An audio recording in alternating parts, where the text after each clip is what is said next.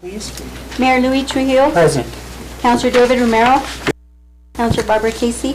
Here. Councilor Michael Montoya. Present. Councilor David Ulibarri. Here. Thank you, Mr. Mayor. We do have a quorum. Thank you. Please stand for the Pledge of Allegiance. I pledge allegiance to the flag of the United States of America, and to the republic for which it stands, one nation, under God, indivisible, with liberty and justice for all. Amen.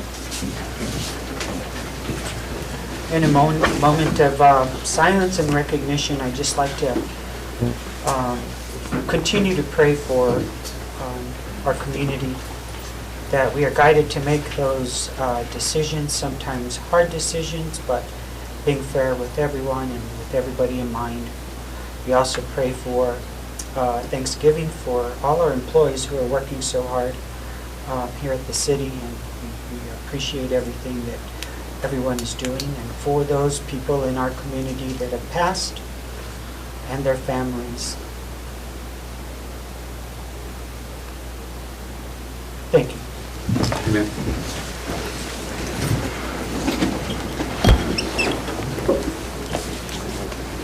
I'll entertain a motion to approve the agenda.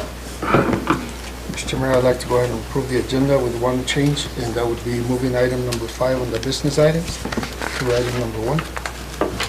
It's a pleasure of my council. To number 1 on the business item. Yes, ma'am. Number 5 to number 1. Is there a reason for that?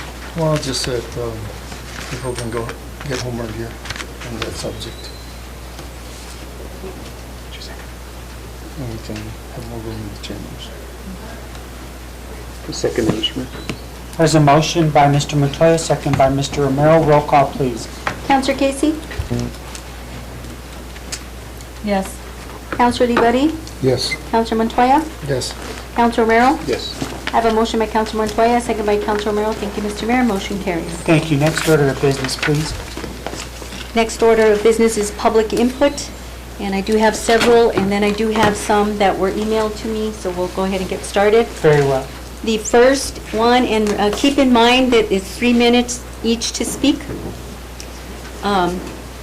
Comments limited to topics on the current agenda.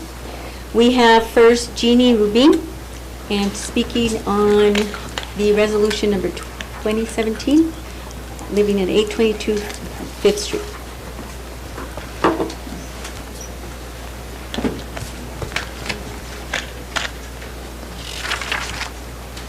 Welcome, Ms. Rubin. Thank you.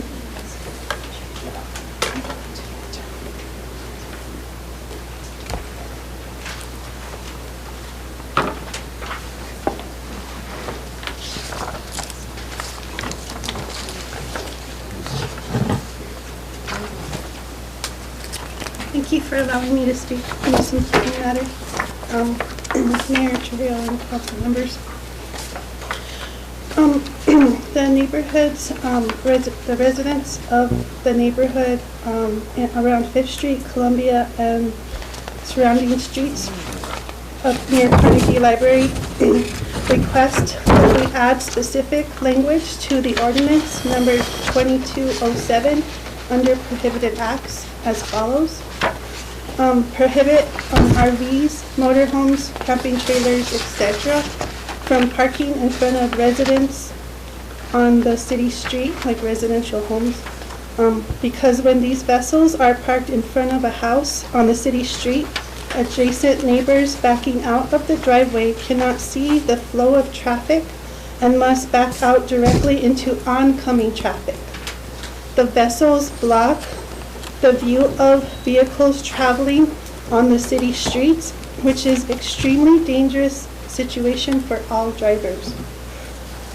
We would like the ordinance proposed to be approved and enforced as soon as possible. And I would like to thank Mr. Michael Montoya, council member, who's been working tirelessly behind the scenes for several months when this issue was brought up on this matter, and for keeping us all updated along the way. We are concerned homeowners, and we would like to ask for your sincere consideration. Thank you so much. And there's an attached petition with several signatures of people and residents who walk the park on a regular basis who are concerned about the RV that's been parked there for several months. And they ask that it should be moved because it's not a place to park RVs and it's not a trailer park either. Thank you. Next. Thank you. Mr. Mayor, we have Tara, is it Lytle or Little? Little. Little. Speaking on the same issue. Welcome, Tara. Thank you. Thank you, city councilors, and thank you, this group, for listening to us, for hearing us. I wasn't sure if this was the appropriate time for me to make my comments because they're regarding the proposed amendment. But I'll go ahead and say it. So the way it reads right now is the purpose of the revision is the city council may by resolution pass restrictions on the activities of persons and entities within any park place, the Riverwalk, and other city-owned and city-managed properties as it relates to the use of such places, etc. I just wanted to add in there other city-owned and city-managed properties, including city streets and sidewalks, to just make that clear. And then under prohibited acts, similarly, it says to park, stand, or stop a recreational vehicle, trailer, or towed vehicle for more than 90 minutes on any block where a park place or riverwalk is located. I wanted to change block to read city street, block or city street, so that it clarified that it wasn't just the block that the property is on, but also the streets around it. Those were my two proposals. Thank you. Thank you, Tara. Thank you. Thank you. Next, we have Anthony Romero.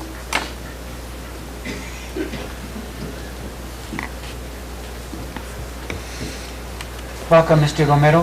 Thank you.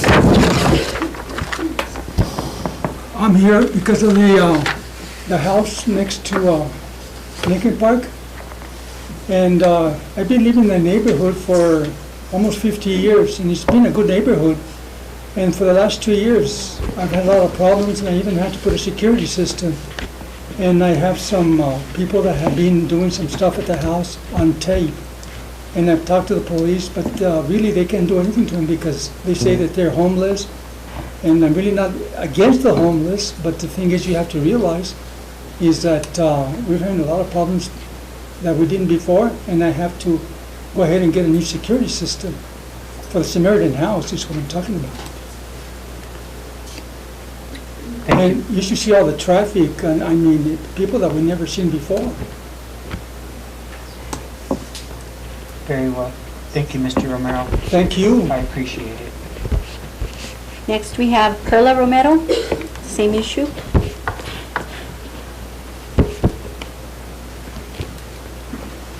Welcome, Mrs. Romero. Thank you. I just wanted to speak on behalf of our community. We are 2 blocks from Samaritan. We have had problems with people sleeping in front of our house.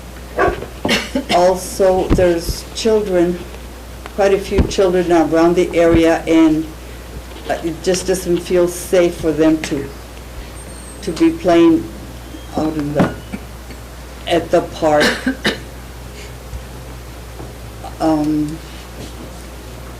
We do feel that it has been like an inconvenience to the whole community around the park. Very well. Okay? Thank you, Mrs. Romero. Thank you. Next, we have Ray Don Price, speaking on Samaritan House. Welcome, Ms. Price. Hi, good afternoon. I just wanted to come by and say I find it highly ironic that I'm asking you guys to consider declaring this a public nuisance, because it was only a few short years ago I was standing before you to ask for a counseling service to be approved on the west side for women's mental health. So I obviously have faced, mental health issues after having children, postpartum depression, and my goodness, the uproar that happened, that council meeting, I wish we could be doing this for this issue 2 years ago. The way we were treated is exactly what is happening now, and I totally understand why that community felt so threatened by the thought of having a mental health provider in their neighborhood. It's totally different, it's comparing apples and oranges, but just actually seeing this happen so fast, it just went downhill so fast, and we were all on board for trying to be good neighbors, and our concerns went on deaf ears, they fell on deaf ears, and we drive by it every single day, and I actually see people who come in from other areas of town. I don't know where they're staying, but they come there and they just kind of facilitate in the park because it's a safe place for them to be because they're basically untouchable. We pick up needles over and over again in the alleyway. I mean, hundreds of needles. We see them inject themselves in plain daylight on 7th Street, and that's the first thing that people see when they come into some of our most desired areas in town. I haven't taken my children to play in that park in years. I honestly don't know when the next time I will be able to. They'll probably be grown up by then. In addition, we've had to make changes to our business by moving our trash because they've lit it on fire. We had to put in a new fence. We also had to have security systems, and I guess that just goes with the times, but it's kind of interesting because all of us have always felt safe in our small community, and we just can't feel safe anymore. The men, they go into our businesses, they yell at us, they threaten us with death, they come in with weapons, daggers. We have to carry our firearms inside our store. I have to escort my children back and forth. It's just really, really dangerous. They expose themselves. So I'm sure you guys have heard this a million times, and I just would like to thank you guys for taking the time to address it finally, and it's very much appreciated. Thank you, Ms. Price. Next, we have Patricia Halverson on Samaritan House. Hi, Mrs. Halverson. Yes, Welcome. thank you for opening this up to us. Sure. I too am coming to speak on Samaritan House, and when I saw the article in the paper, I was very concerned. And these issues that are listed are not completely new. They've existed for a long time. They may have changed, but they've been there. And it's a caring community's responsibility to help care for its vulnerable. And are all of you aware of the many services that Samaritan House provides? Counseling to help these people become more stable, and teaching life skills so that they can gain the responsibility to live in a community. And of course, they provide showers and a place to sleep and food. And one important thing that we're perhaps not aware of is that they help these people to find permanent housing of their own. And there have been studies made that show that once someone is in their own place, they can more quickly adapt to a community and be responsible for themselves. So if this is not the right place for Samaritan House, could the city please help find another place that is very suitable with all of the services that Samaritan House offers and access to the services that they do need. Thank you. Thank you, Mrs. Halverson. Next, we have Mark Seiss on Samaritan House. Welcome, Pastor Seiss. Thank you, sir.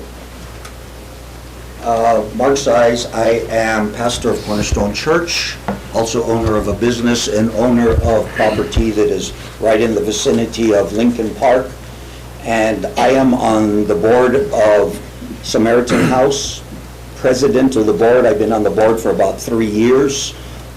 You realize that before Samaritan House, which was before I ever came on board, is that the Samaritan House had gone through their due diligence and that they had had all of the community meetings and letting people know that that was our plan before we ever started renovation of that building.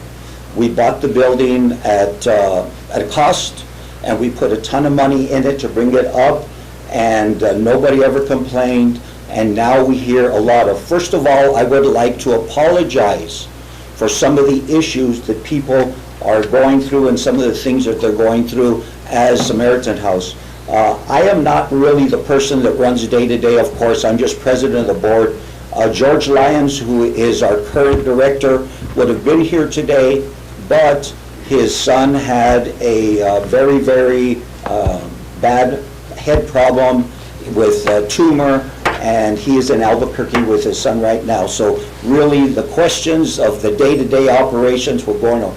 We have made changes within the last 90 days that most of you people aren't seeing yet, okay? One of the first things that we did when we got George back on board as our director is that there was even some couches, some chairs. We cleaned out both sides on the street level of Samaritan House. We got a power washer, we washed all but we still have people there. We have still people that are congregating there. And as some of the people said, some of these people are coming from different areas, okay? Also, I want to let you know, a Samaritan House is not a mental facility. We are not capable, and we have a hospital here in Las Vegas for some of those people, and we've tried getting some of these people into services that the mental hospital has, and we haven't been very successful in it. It's funny, and I was just thinking of this today. We have a disproportionate number of people in Las Vegas with mental issues. I mean, I've been in many towns around, and I've never seen so many with mental issues, and we know why we have them, but I don't hear anybody saying, let's close the state hospital down, because we know that's where many of these issues come from. But Samaritan House has made a lot of changes, and they're making a lot more changes to make it safer there. If the issue is our location, which I'm not sure it really is. I think with a lot of the changes that we're making, we can probably cut 75% of some of the issues that they have. Am I going over my time? Okay. So, in closing, I would say, if somebody has enough money, they want to buy the property, they want to get us so that we can move, we'll consider it. And I guess I'm out of my time. All right? Thank you, Pastor. I can go on for another 5 minutes, okay? Thank you, Pastor. Okay. Next, we have Arnel David Arellano on Samaritan House. Welcome, Mr. Arianes. Good evening. I believe the location is the issue. Honorable Mayor and Council members, my name is Arnel David Arianes. I am a proud and mostly happy resident of the Lincoln Park neighborhood. My aunt and uncle bought their home on Lincoln Park back in the 1950s. I spent most of my youth living with them and currently live in the home they purchased back then. Now, as a retired teacher, I have so looked forward to spending my retirement days looking out at the park, watching the sports taking place, the families gathering, the children, the Pee Wee League, along with my family. I remember as a child playing with my friends in the park, feeling safe and protected by the community of residents who lived around the park. This is no longer the situation. I appreciate being able to speak in the same building named after my father, George Arianes, who was mayor of Las Vegas and as well as San Miguel sheriff. He understood the important role parks play in the community atmosphere and the people's perception of that community. My concern about the Samaritan House located on 7th Street is largely what brings me here today. Growing up on Lincoln Park as a child and a teen, it was a joy playing, picnicking, being a choir director at West Las Vegas High School, bringing our state championship choir to sing during the holidays, not only at Charlie's and the bank, the post office, but at the gazebo in Lincoln Park for the neighborhood residents. Living, creating life or retirement on the park, watching the local track teams, run around the park, Pee Wee League, all these things that took place there is something that I looked forward to. Not so much since the Samaritan House moved into the old Wharton's grocery store on 7th and Lincoln. Now I walk across the park to pick up something at the convenience store across the park and am approached over and over again by panhandlers. This is the absolute least of the problems I have with the park or with the Samaritan House and those that it serves. I have witnessed drug use, urination, and defecation, harassment of park visitors, and twice observed couples engaging in sexual activity. There have been days when nonstop cursing and yelling takes place within feet of visitors, including young children. The amount of trash is amazing, considering there are several receptacles around the park. The homeless, some who have pets, never pick up after their dogs doing their thing. And I call law enforcement several times with the more severe problems, understanding as a former policeman, there are bigger issues that the police need to deal with than looking around the park. But this is something that's gone on and seems to be getting worse. Finally, I understand that the gazebo has some safety issues and may be taken down. This is a Las Vegas landmark. I truly hope the renovation will include a covered space that is similar to the original gazebo or a better version of the gazebo that is in the Plaza Park. Mayor and council members, as a teacher and former police officer, I understand the need for caring and compassion for the homeless, the needy, those who have been affected by addiction. I feel it is absolutely important for our community to do its collective best to assist those who are experiencing trying times and are less fortunate than we are. Services must be provided to those whom, through possibly no fault of their own, have become homeless, addicted, or both. I do, however, ask this. Would the city condone placing the Samaritan House next to a school or a place where children gather to play in open spaces? How many of our churches in the Las Vegas would have the Samaritan House right next to their place of worship? How often is it said, not in my neighborhood, without sounding hyper-righteous? Well, I understand this may come across that way for some. However, we need to find a smarter place for the Samaritan House, a place not directly across a park where children and families gather. Lincoln Park, where student track athletes run daily, families enjoy beautiful space, cannot lose its special place in our wonderful community. What is being done with the schools that have been shut down? What about the area near the state hospital? These people need our support, caring, compassion, and access to resources. They do not need to be directly across from Lincoln Park. Thank you for your time and consideration. Thank you, Mr. Arianes. Next, we have, I believe the name is Naomi Appleby. I'm not sure if I'm reading that correctly. Diane. My writing must be very bad. Oh, dear. Welcome, Diane. Thank you. Arnell really said it all. I've lived on the park, literally, south of the park, for 30 years. I was never notified of Samaritan House moving in. Samaritan House is a problem in a residential neighborhood. I'd like us to re-own our neighborhood. We have brand new equipment going in for the children to play in. No one's stopping anymore. No one from out of town wants to be part of the population that is currently in the park. There are needles, visible signs of people using their drugs. And personally, there's a health and safety issue. We have a huge garbage bin in front of the Samaritan House on Lincoln. I walked by there today. The stench is deplorable. And I was informed by one of the residents that lives next door, a renter that lives next door to the Samaritan House. They take the mattress out of the bin at night to sleep on it, and they put it back in the morning. I don't know when it's ever emptied. He didn't know when it was emptied. There is trash, there's defecation, there's open nudity in the park, and we hear it all night long, yelling and screaming, fights, and we do call it the police. I think it's a waste of our taxpayer money, personally. I think their services need to be used in other places. There's a bigger need than just being called for a fight or yelling or screaming, and I know they don't know what to do anymore. Ambulances, EMS, fire trucks. It's every other day. And it's not a good situation. Thank you.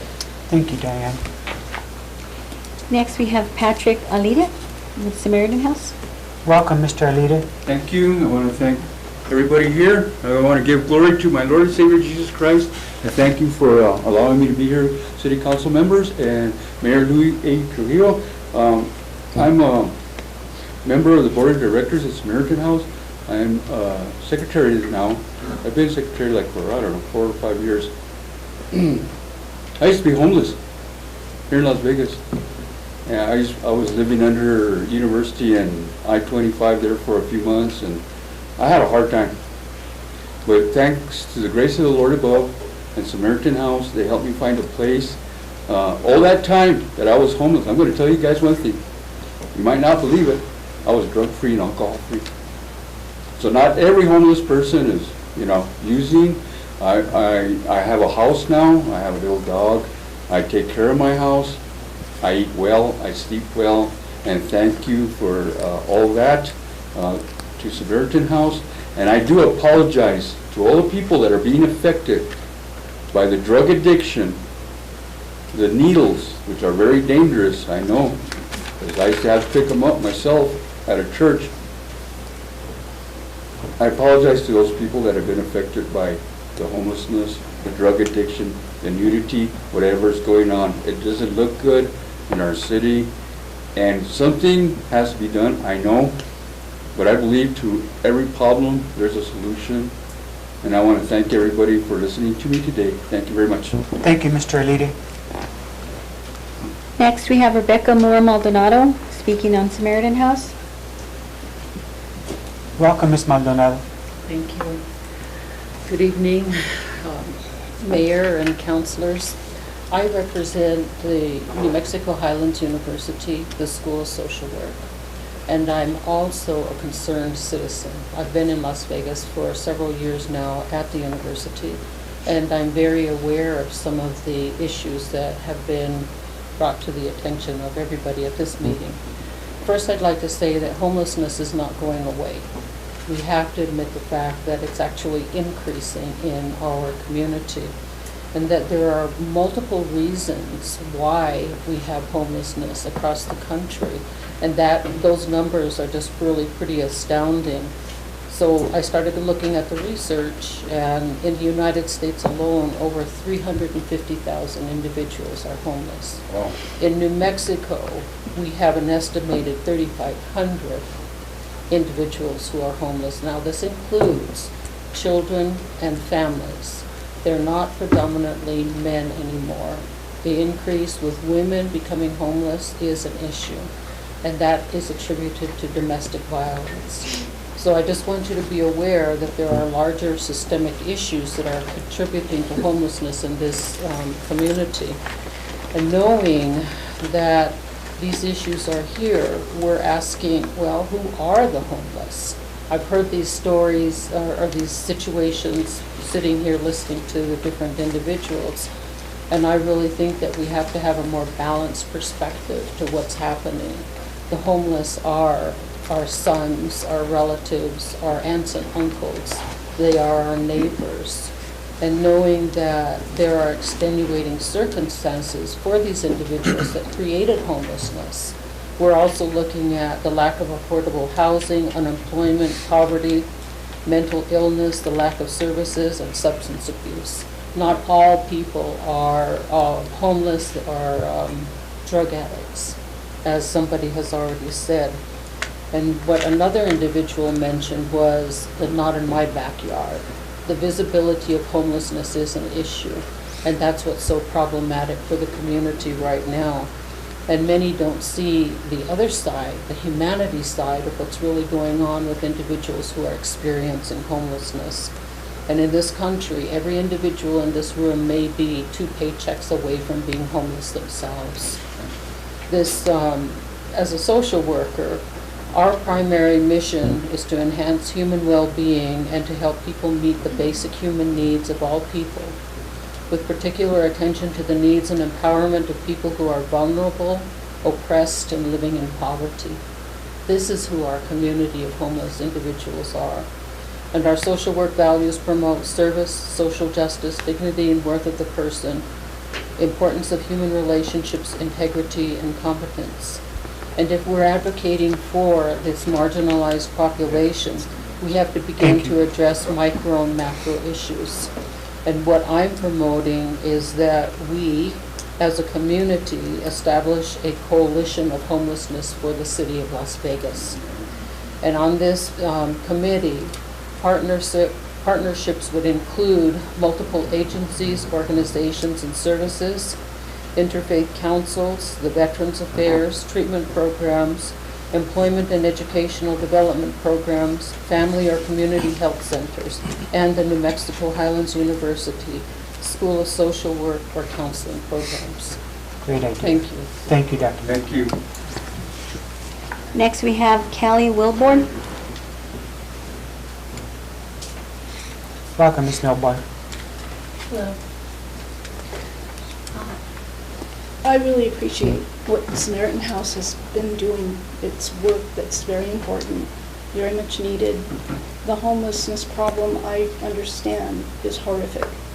And mostly it happens to people through no fault of their own. And it could happen to any of us who are not wealthy or even particularly middle class. So I appreciate what the previous speaker said very much, and I think a coalition is a great idea. Now I have to say, I've lived on Lincoln Park for 20 years. It has changed enormously. One thing I noticed, the first thing I noticed was disappearing park benches and tables and picnic tables. I thought, why are those gone? And then there were no people there anymore. I didn't see any more birthday parties. Right. I didn't see any more children playing. Right. That is one thing that I delighted in. I'd look out my back door and see all of this wonderful activity, and it was so cheerful and lovely. It's not there anymore. And I live on an end of the park that doesn't see the worst of this behavior, so I haven't noticed it, but I've heard reports of public sex, injecting drugs, and I've heard the ranting. I've heard people ranting. Well, it's no wonder people don't bring their kids there anymore. And what is a park for if not families? So it seems to be a problem of location. A park would be a magnet. Anybody loves a park. I mean, you can't blame people who are homeless for wanting to be in a park or any place pleasant. Of course they want to be there, but then there are people there who don't behave as they should and don't respect the public space for whatever reason, whether they're mentally ill or I don't know what the problem is, but it is a definite problem that I hope there's a solution to, that Las Vegas can find a solution to. But I really miss seeing those families in the park. That is something that, as I said, what should a park be for if not families and children? And I can see why they don't come now. So I have to say, I don't know what we do, but I do agree about the coalition that there needs to be more discussion about this, because I do sympathize with people who have no home, and I do appreciate what Samaritan House is doing. But this is a real problem, so I just wanted to come and observe that. Thank you, Ms. Wilborn. Appreciate you. Next, we have Eileen and Irene Jaffron.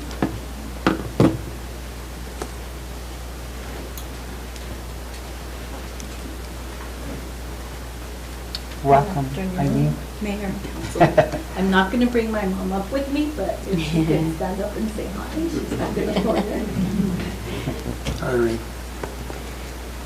First off, thank you for addressing the issue and this opportunity to present our concerns regarding the Samaritan House. I come before you on behalf of my mother. She's 86 years young and has lived across the street from Lincoln Park for 58 wonderful years. My siblings and I grew up at Lincoln Park. It was essentially our front yard. My children spent countless hours at what they called Grammy's Park.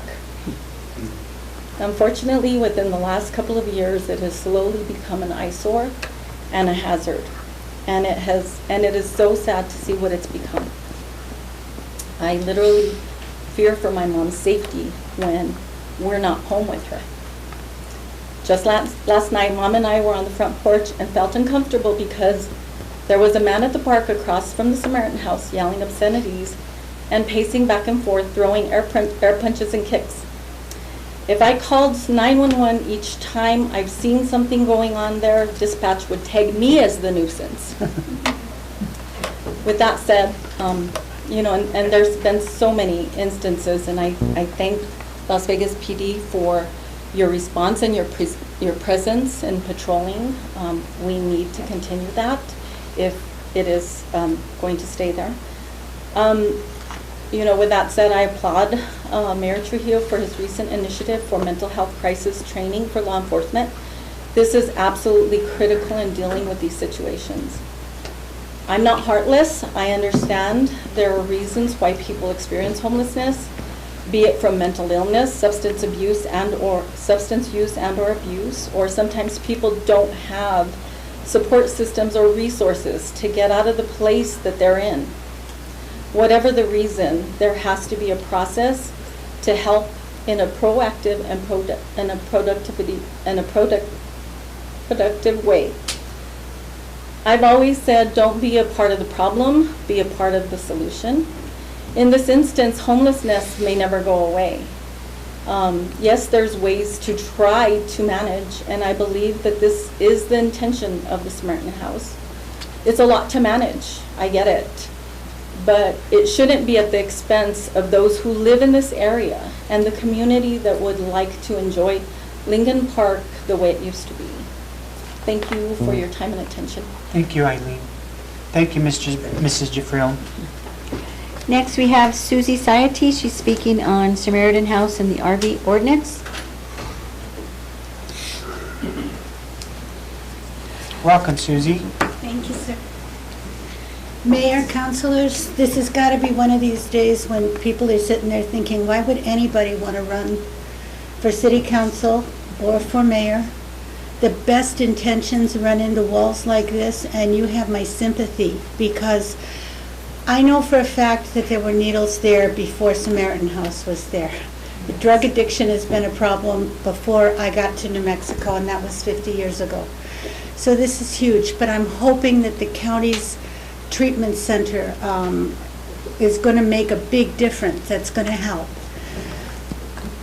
I have no helpful ideas at this point other than to say that I sympathize.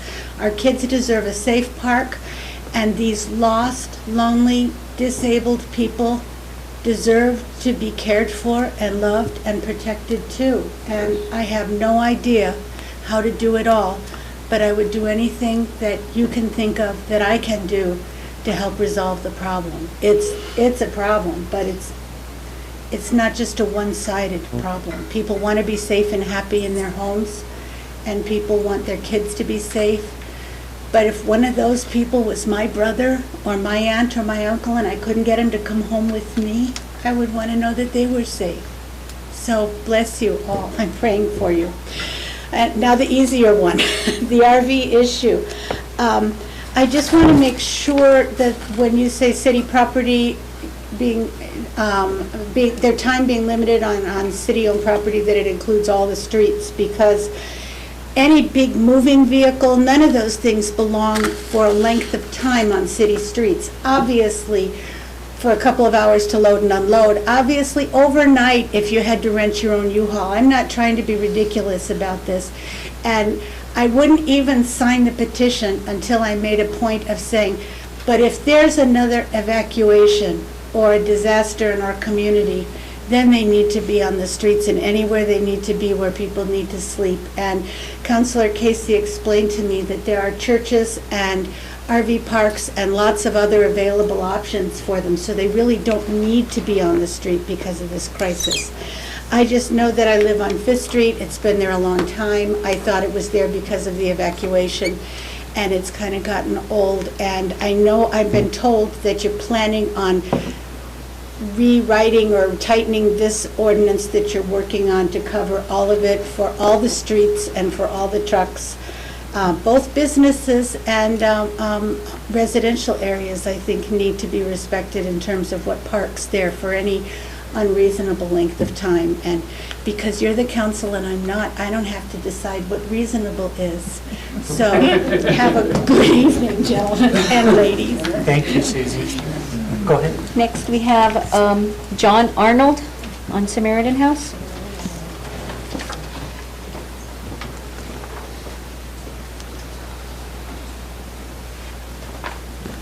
Welcome, Mr. Arnold. Mr. Mayor, council people.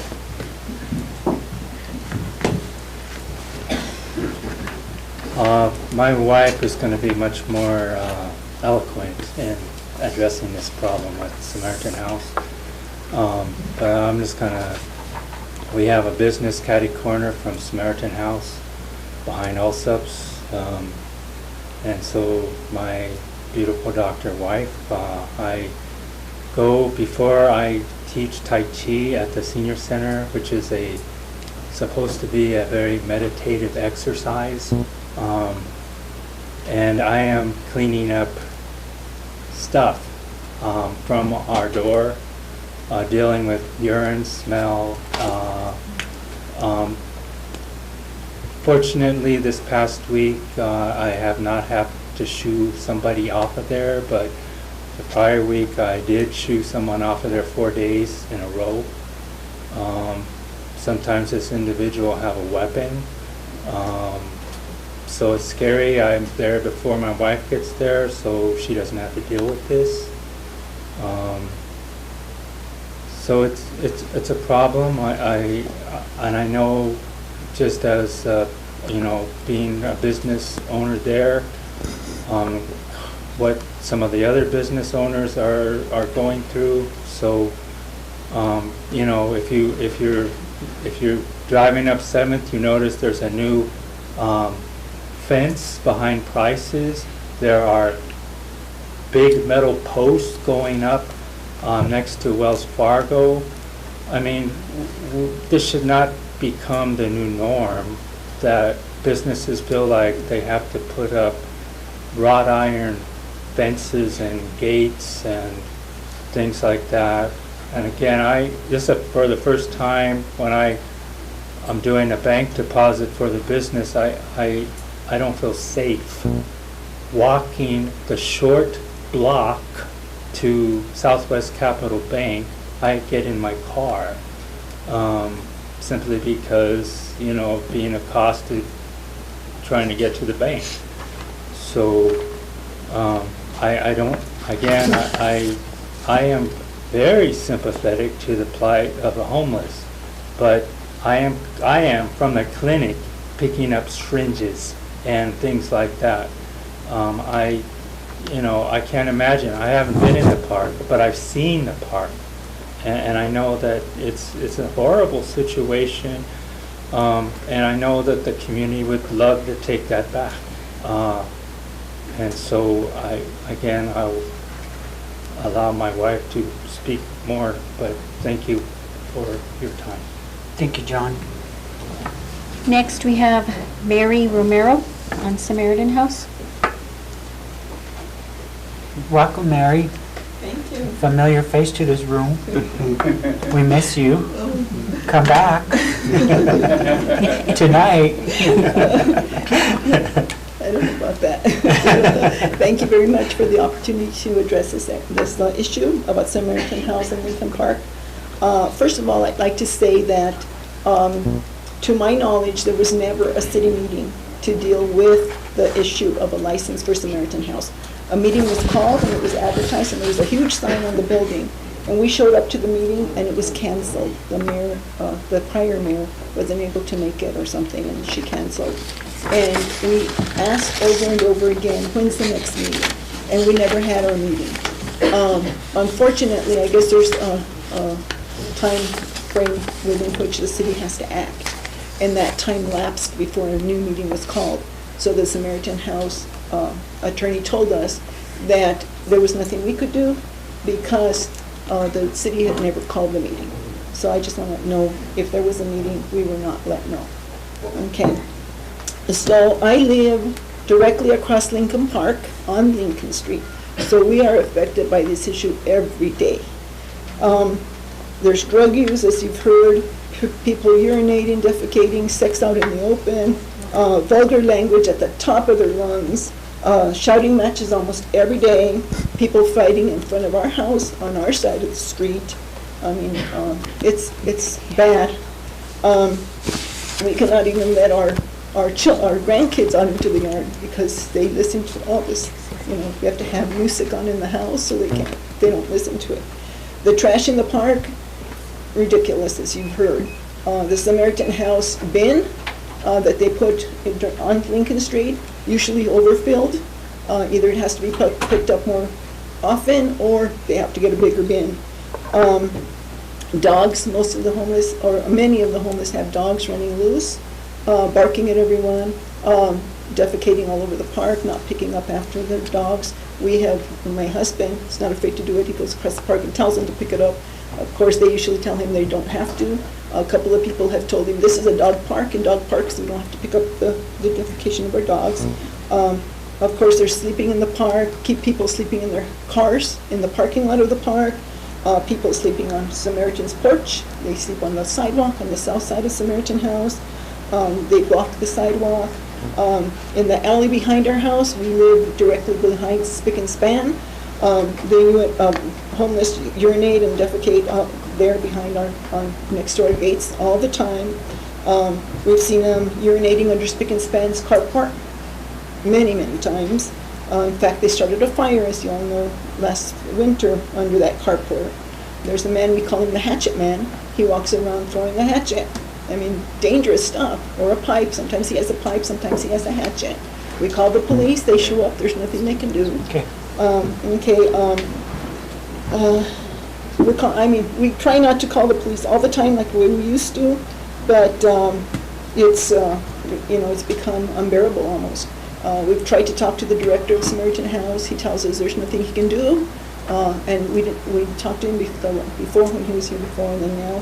And he says once they leave our building, there's nothing we can do, so they don't even try.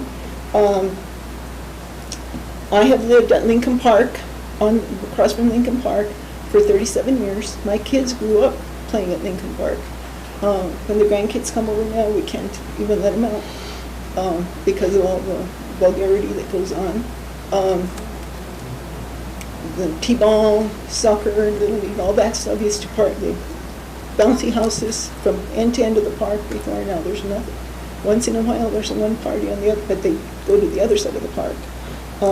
So I just want to let you know that it has become a hardship.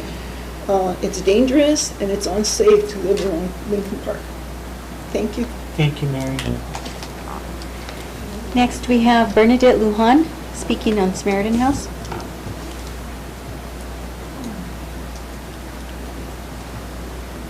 Welcome, Dr. Lujan.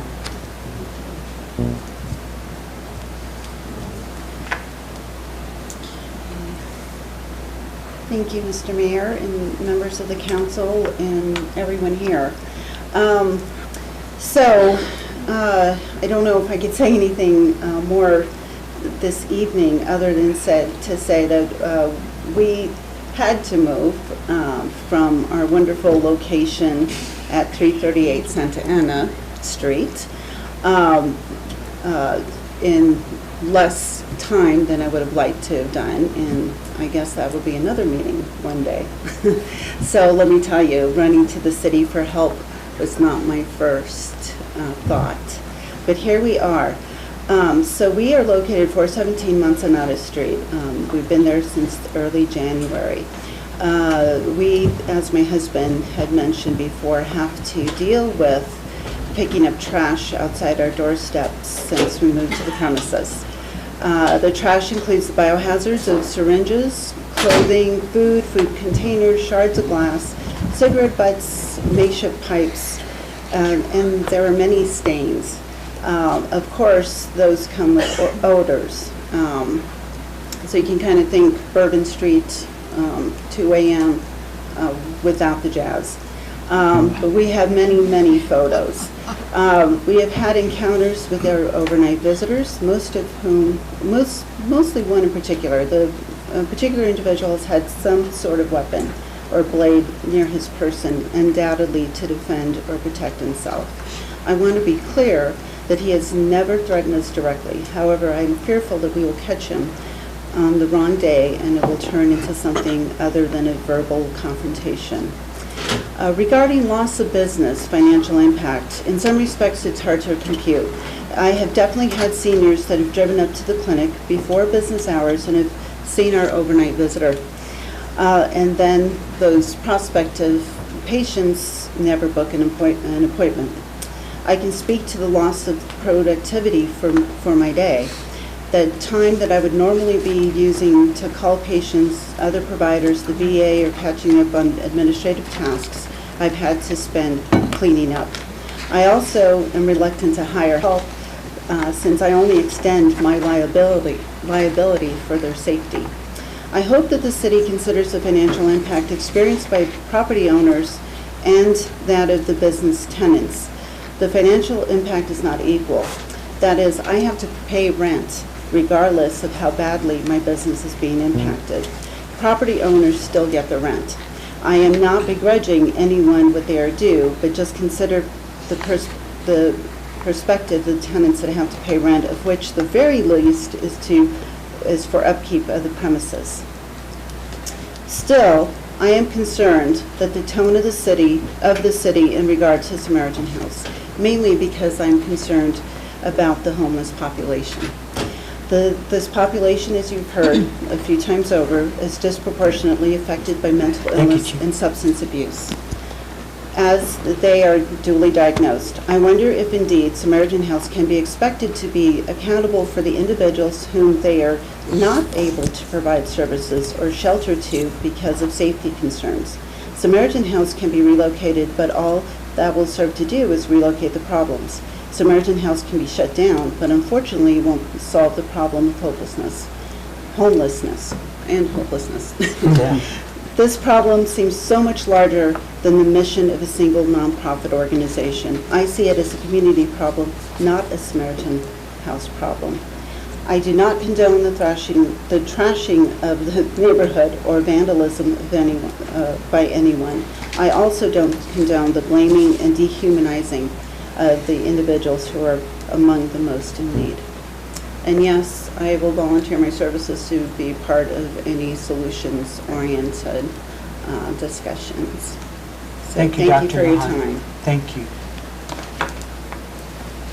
Next, we have Rose Contreras, Samaritan House. Welcome, Rose. Thank you, Mayor, Councilman. Appreciate the opportunity to talk on this.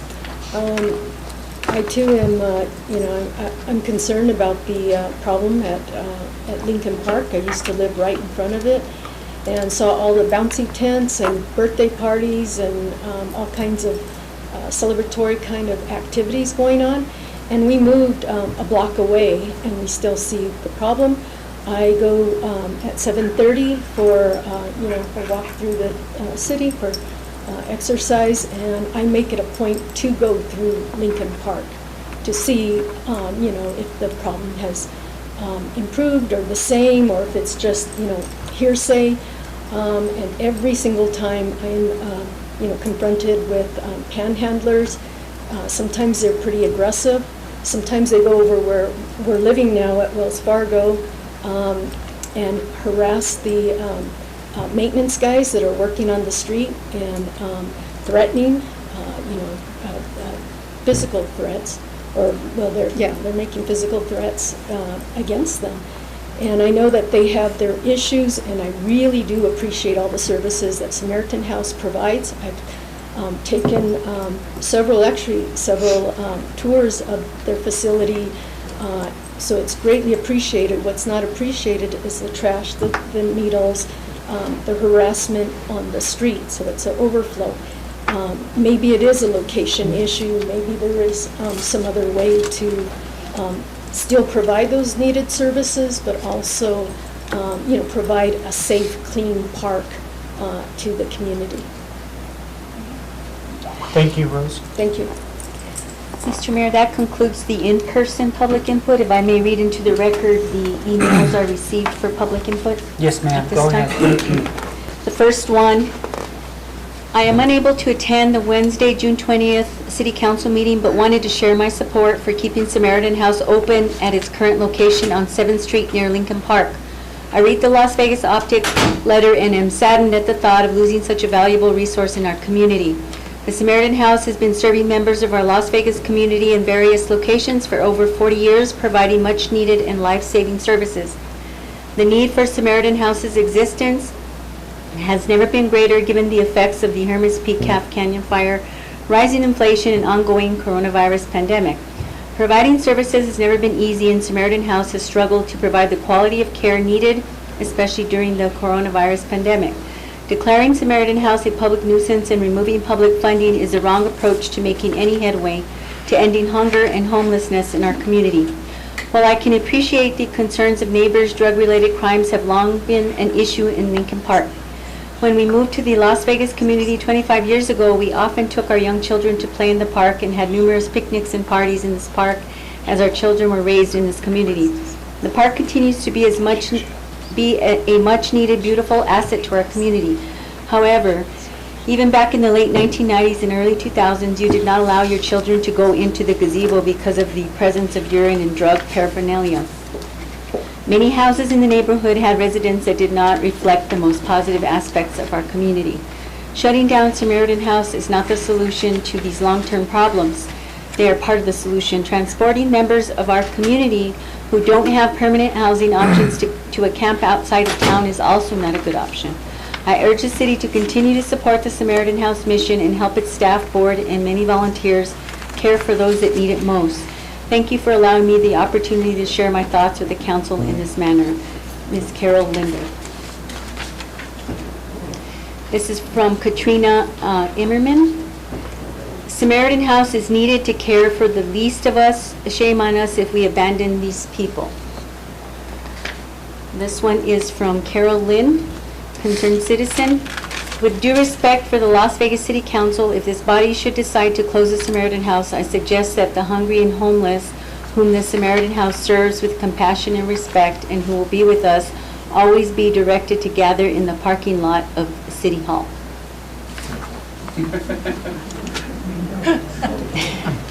This is from Juliana.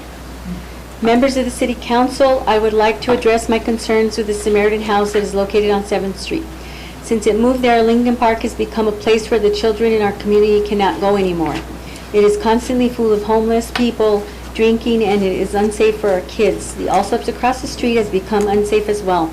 Our community can't even use the park anymore for birthday parties, etc. Even when parking along 7th Street to eat at Dick's Pub, it feels uncomfortable. Our community has never been the type of place to have homeless shelters set up right in the middle of town, and I hope it doesn't become one now. Please consider moving this shelter to a location that is not right in the center of a community that our local people have enjoyed for years and will enjoy for years to come. Thank you for your time. This one is from Pastor Katie Palmer, or Reverend Katie Palmer. According to a recent article in the Las Vegas Optic, Samaritan House has been a center of controversy since relocating to its current location near Lincoln Park. But the reality of people who are dealing with addiction, homelessness, and other issues congregating at Lincoln Park is not new. When I moved here more than 6 years ago, people talked about this issue. Members of my congregation have told me this has been an issue for as long as they remember, in some cases, decades. It is not an issue that was suddenly created by Samaritan's House's move to its current location. Further, the issue is not a Samaritan House problem, but a community problem. It's an increasingly difficult problem for most communities. How do we deal with the problems of poverty, addiction, and mental illness, which can lead to homelessness? Samaritan House exists to help the community address these problems. It does not cause them. Samaritan House is now under a new administration with the return of George Lyon to the executive director position. The board of directors, too, is making changes to increase the number of directors with areas of particular expertise and passion for this work. Already in the last few months, significant repairs and improvements have been made to the facility to staff and planning for staff training and to program. Samaritan House hopes to open a day center soon. Rather than condemn the agency whose mission is to provide services, support the Samaritan House in terms of money, other resources, and volunteerism would allow Samaritan House to be better to do its job. All are able to contribute in some way, local businesses, neighbors, other individuals, and local governments. Let's join together to recognize those who are in dire need of our help and to offer what they need to address the struggles they face. Thank you. This one is from Thomas Trigg. Please convey to the City Council that I think it is poor policy to declare Samaritan House to be a public nuisance. The issues which were cited in the Optic article have been prevalent at Lincoln Park for many years prior to Samaritan House occupying its new location. Homelessness is on the rise nationwide, and it is no surprise we see in Las Vegas. We ignore this at our peril. Instead of sweeping the issue under the rug and ignoring it, the city government should be seeking ways to help Samaritan House in its tasks. Thank you for your attention. This one is from John Jaffoy, Vice President, Samaritan House Board of Directors. I am writing in support of the mission of Samaritan House of Las Vegas and its management and staff, and in opposition to any notion which may arise to declare Samaritan House a public nuisance or to withhold city funding from the organization. Please consider the following points. 1. Samaritan House of Las Vegas uniquely fulfills multiple needs long manifest in Las Vegas. The need for a shelter for transients and for homeless, particular in inclement weather, the need for programs to find more permanent housing solutions for the homeless, the need for a meals kitchen and food distribution for those lacking adequate resources, the need for a thrift store, a source of inexpensive clothing and housewares. 2. Much of the difficulty the city government may have experienced in communicating with Samaritan House may not exist at present. A recent article in Las Vegas Optic expressing the mayor's point of view regarding his difficulty in contacting the organization ignores the fact that sweeping changes in management and staff have taken place since late April 2022. 3. We have heard the complaints of resident neighbors of Samaritan House expressing fears of illegal activity and the occurrence of public nuisance in Lincoln Park and panhandlers annoying business owners and their customers. We contend that it was well known to the police that illegal activities, mainly those involving illegal drug use, long predated our arrival at 501 7th Street, and that panhandlers were commonly found in front of Douglas Avenue, business long before the arrival of Samaritan House in the neighborhood. 4. In anticipation of the move of Samaritan House from a location on Mills Avenue to 7th Street, the management and board of Samaritan House held 4 community meetings beginning in 2019 in order to present our case for relocation to the community and respond to community concerns. We proposed forming a Community Samaritan House Task Force or ongoing forum to jointly face and resolve any conflicting interests which might arise. Unfortunately, lack of community participation led to us to stop proposing meetings. 5. In assessing the needs, investments, and risks involving in operating a shelter, it should be recognized that it has been noted not only locally but nationally that today's homeless population is trending to be younger, more likely to be substance abusers, and more likely to be violent than in years past. These highlights the need for professional help in the operation of shelters and the need for close cooperation with local government and law enforcement. 6. If it is suggested that Samaritan House should move out of its current location while recognizing its usefulness to the community, that suggestion should be accompanied by concrete, plausible suggestions as to where it might be relocated and should, of course, recognize the economic burden this would place on the organization. Clearly, the accessibility of the shelter and office to a clientele which generally lacks transportation must be considered. These are complex issues, difficult to summarize, and requiring documentation which cannot be presented in such a short summation of the issues currently facing Samaritan House. This once again underlines the need for an ongoing dialogue between all interested parties. Thank you. And last, Mr. Mayor, is from Philip Martoni. I cannot make the discussion this evening, but would like to voice my concern over the facility on Lincoln and 7th. The tenants routinely disrupt the park and neighboring houses. I have witnessed midday defecation across from my porch, intercourse, intravenous drug use at all times of the day. The tenants use whistles to warn when the police are in the area and harass me and my family when we attempt to walk to local businesses and restaurants. I purchased my home to provide a nice environment where my nephew can play, and I no longer allow him to visit the park just a few steps away. It's a shame that what has happened to this area. That concludes public input, Mr. Mayor. You know, I know that there were a few people who walked in that might not have signed up for public input. I won't allow you to speak, but if you could just stand up and tell me why you're here, in favor or against it, I'll allow that. Mr. Sandoval? How you doing? Just want to let everybody know that I'm not against Samaritan House. I think it's a good thing. I think we need it. But it has created a lot of problems to the community and the surrounding area. I really feel sorry for the residents there. I feel sorry for the businesses there, including myself. Because that alley has become like a walkway alley of people we don't even know, strangers. And I know these people need help. And, you know, I think the community really wants to help everybody, but I just feel that that location is not the right location for that place.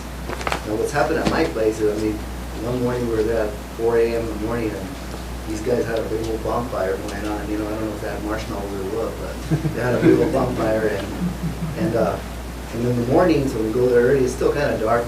We've added more lights. I know Dix has added lights and stuff because you have to, because you don't know who's going to be in that alley. And I know we've caught people urinating, having sex. And I have those carports, and I mean, you might not stay under those carports, I don't blame them. But I've also considered, you know, putting a fence like the way Prices did, and that's a big expense for a business to incur. And that fire cost me over $1,000, you know, and that's a lot of money for a small business, you know. And I just think, you know, there's nothing wrong with Samaritan House. I think they do good things, and I've contributed money to them, I contribute food to them, and I want to help. But I just think that location is not the right location.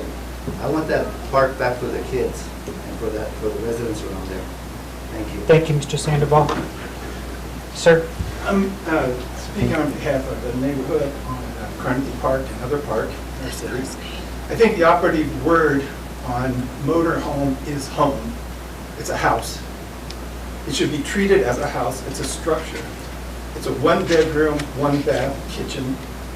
Unfortunately, it should be treated as a house. It should be treated for a building permit. If you're going to park it on the street, then you have disrespected the neighborhood, because that neighborhood is from the 18th century. The houses there are made of earth. They're made of stone and brick and adobe. People love their neighborhood, but when you put in an alien, a COVID invader, that's made out of plastic with racing stripes and chrome, and park it there, this detracts from the beautiful neighborhoods we have. And I think it should be treated as a home. I think it should be treated as a building. And I think the permits should reflect the fact that it is a structure. Thank you. Could you state your name for the record, John please? Little. Thank you. Thank you, Mr. Little. Person raising their hand in the back? Oh, hi, Diane. My name is Diane. I live on Lincoln Avenue. I live on the second house behind the Samaritan House. We have lived there for 40 years. My kids grew up just like a lot of the neighbors have talked about. We used to see the kids practice t-ball, soccer, football. That doesn't happen anymore. There used to be fairs at the park. That doesn't happen anymore. Could be because of COVID or whatever other reason. But, you know, there's been the worst time would be waking up 5 o'clock in the morning. Someone was getting beaten up at the Samaritan House. And I believe it wasn't someone from the Samaritan House beating up on the homeless. It was some other person. And, you know, it's too bad that had to happen, because cops, fire trucks, EMS, I mean, it was 5 o'clock in the morning. It was horrible. You know, their kids at the house, my family was there. And it was very disruptive at that hour. You know, it's really sad that this is going on. I'm not against the Samaritan House. It would be nice if we relocated, you know, with more open space for them, you know, but this is really sad. Thank you. Thank you, Diane. One last chance? Yes, ma'am. Hi. So I live... Could you state your name, please? Sorry, my name is Erica Chavez. This is Wilma. Welcome. We live directly across from the park, and I feel like we are really affected by it. He can't even go to the park. He can't even go for a walk. I'm a stay-at-home mom, so don't feel like I'm in the park. I have been chased with people from there with needles in their hands. I'm walking him and my baby. I've had to pick him up and run because it's a run home. I've had to shield my vent when people are running by, attacking air. They pass by my yard and people are trying to lure my children. They're obviously on drugs and alcohol, and they're there trying to lure my children. He has almost stepped on needles multiple times. Multiple times. I have pictures. We can't even go for a walk without being harassed. We can't even play in our yard, which is right there, because they come in, they throw their drugs, their alcohol, their bottles and stuff, and my house has been radiation. My husband was very dark, so we're just being home alone with the kids. I'm scared. I am fearful for my life, for my kids' lives. He has been chased. Their dogs have came and chased him and almost attacked him. This is a bad location. They don't do background checks, but I've heard a lot of sexual offenders over there. I am just completely against it. It's a nightmare. I open my door in the morning. I hear cussing. He has seen men masturbate. He has seen drug use. He has seen, just the other day, we were walking and a girl got bent over and excuse me, but she's already having sex right there on the park, right in front of me. It's in my head. It's in my head. It smells like urine. You can't even move this simple walk. It's awful. It needs to be relocated. Thank you. Thank you. Next order of business, please. Mr. Mayor, mayor's appointments, reports, recognitions, proclamations. There's none at this time. Thank you. Moving on to councilors' reports. Councilors? Due to the agenda, I'm going to pass them. Okay. Anyone else? Okay. Anyone else? Thank you. Next order of business. We've got our police chief's report. We have our Thank you. police chief, Antonio Salazar. Welcome, Chief. Good evening, Mayor and Council.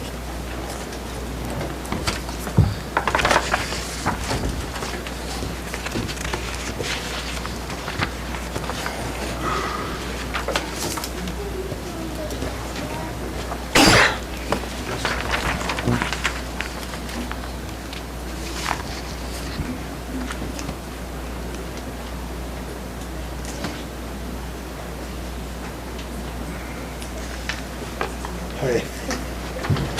So here's the month of June for the Field Operations Division, which is patrol. I'll get to some of the important ones here. We had 365 traffic citations and 68 arrests were made. Out of those 11 burglary calls, 6 were actually reported. Some of the special operations that we did for the month of June, we had Buckle Up and Click It or Ticket. So the code enforcement and code compliance, 21 abandoned vehicles were tagged, 4 red tags were issued, and then I'll skip down to 59 business licenses were checked and conducted and completed, and 20 notice of violation door hangers issued on Delby for alley vegetation. So alley overgrowth, we started doing these notices as a warning so they're aware of the overgrowth in the alleys and they can start cleaning it up, and then we'll move on to citations as we revisit those houses. We actually did an operation it was called Operation H2O. They went out at after hours and they checked for anybody who was watering grass or who was misusing their water. Animal control calls for service, there was 107. 12 citations were issued, 10 written warnings, 3 animals were seized, and 1 animal cruelty case is pending. We had 39 intakes at the shelter. So our records division, so out of the, I'll jump to citations. We had 422 citations were entered for the month of June. we had mentioned the speed cameras. Those are kind of on and off. We're waiting for our license recognition cameras, but those are still currently up and around the city collecting data.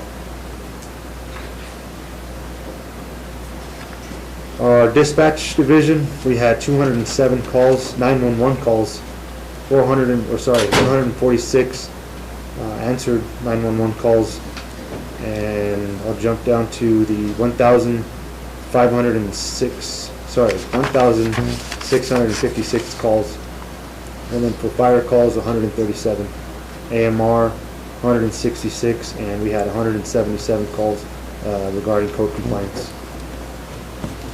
Our street crimes investigation and our narcotics division. Let me see, I'm going to jump to, so if you go over to the search warrants, it was a big improvement from our last. We had 9 search warrants that were obtained and executed, and 14 cases were closed, and if you look over here, 2 missing persons were located.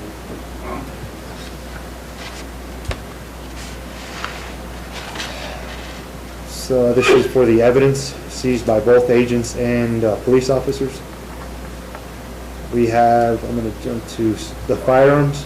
We seized 4 illegal firearms off the streets.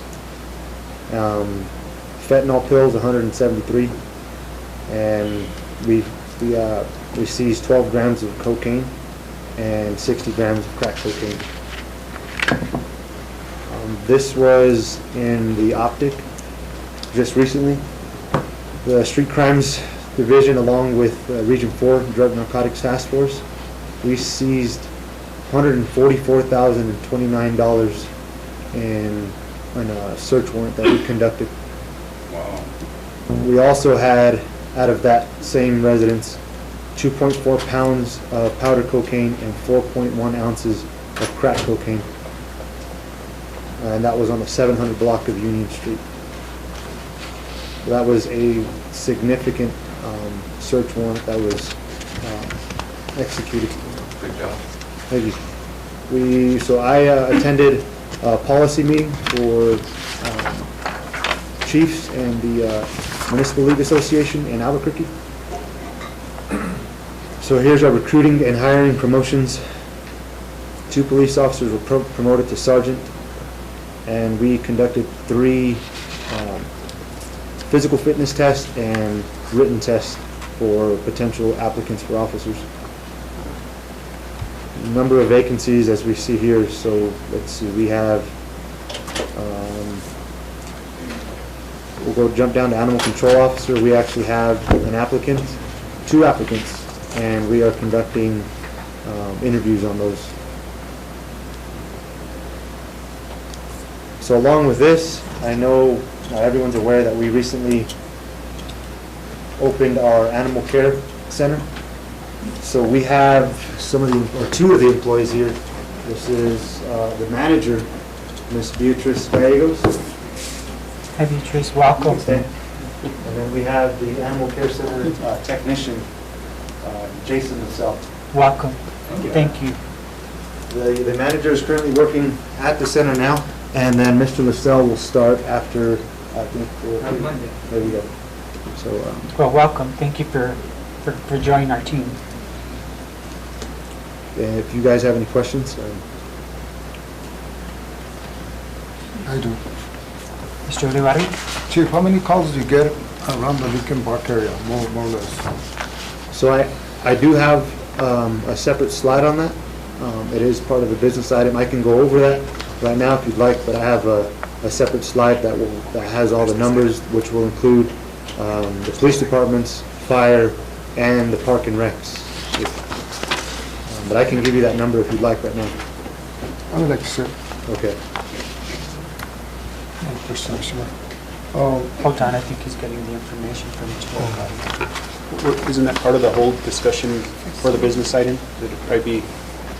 That's the part of the business item, yes. Okay, that's fine. Is that fine? Okay, Mr. Montoya?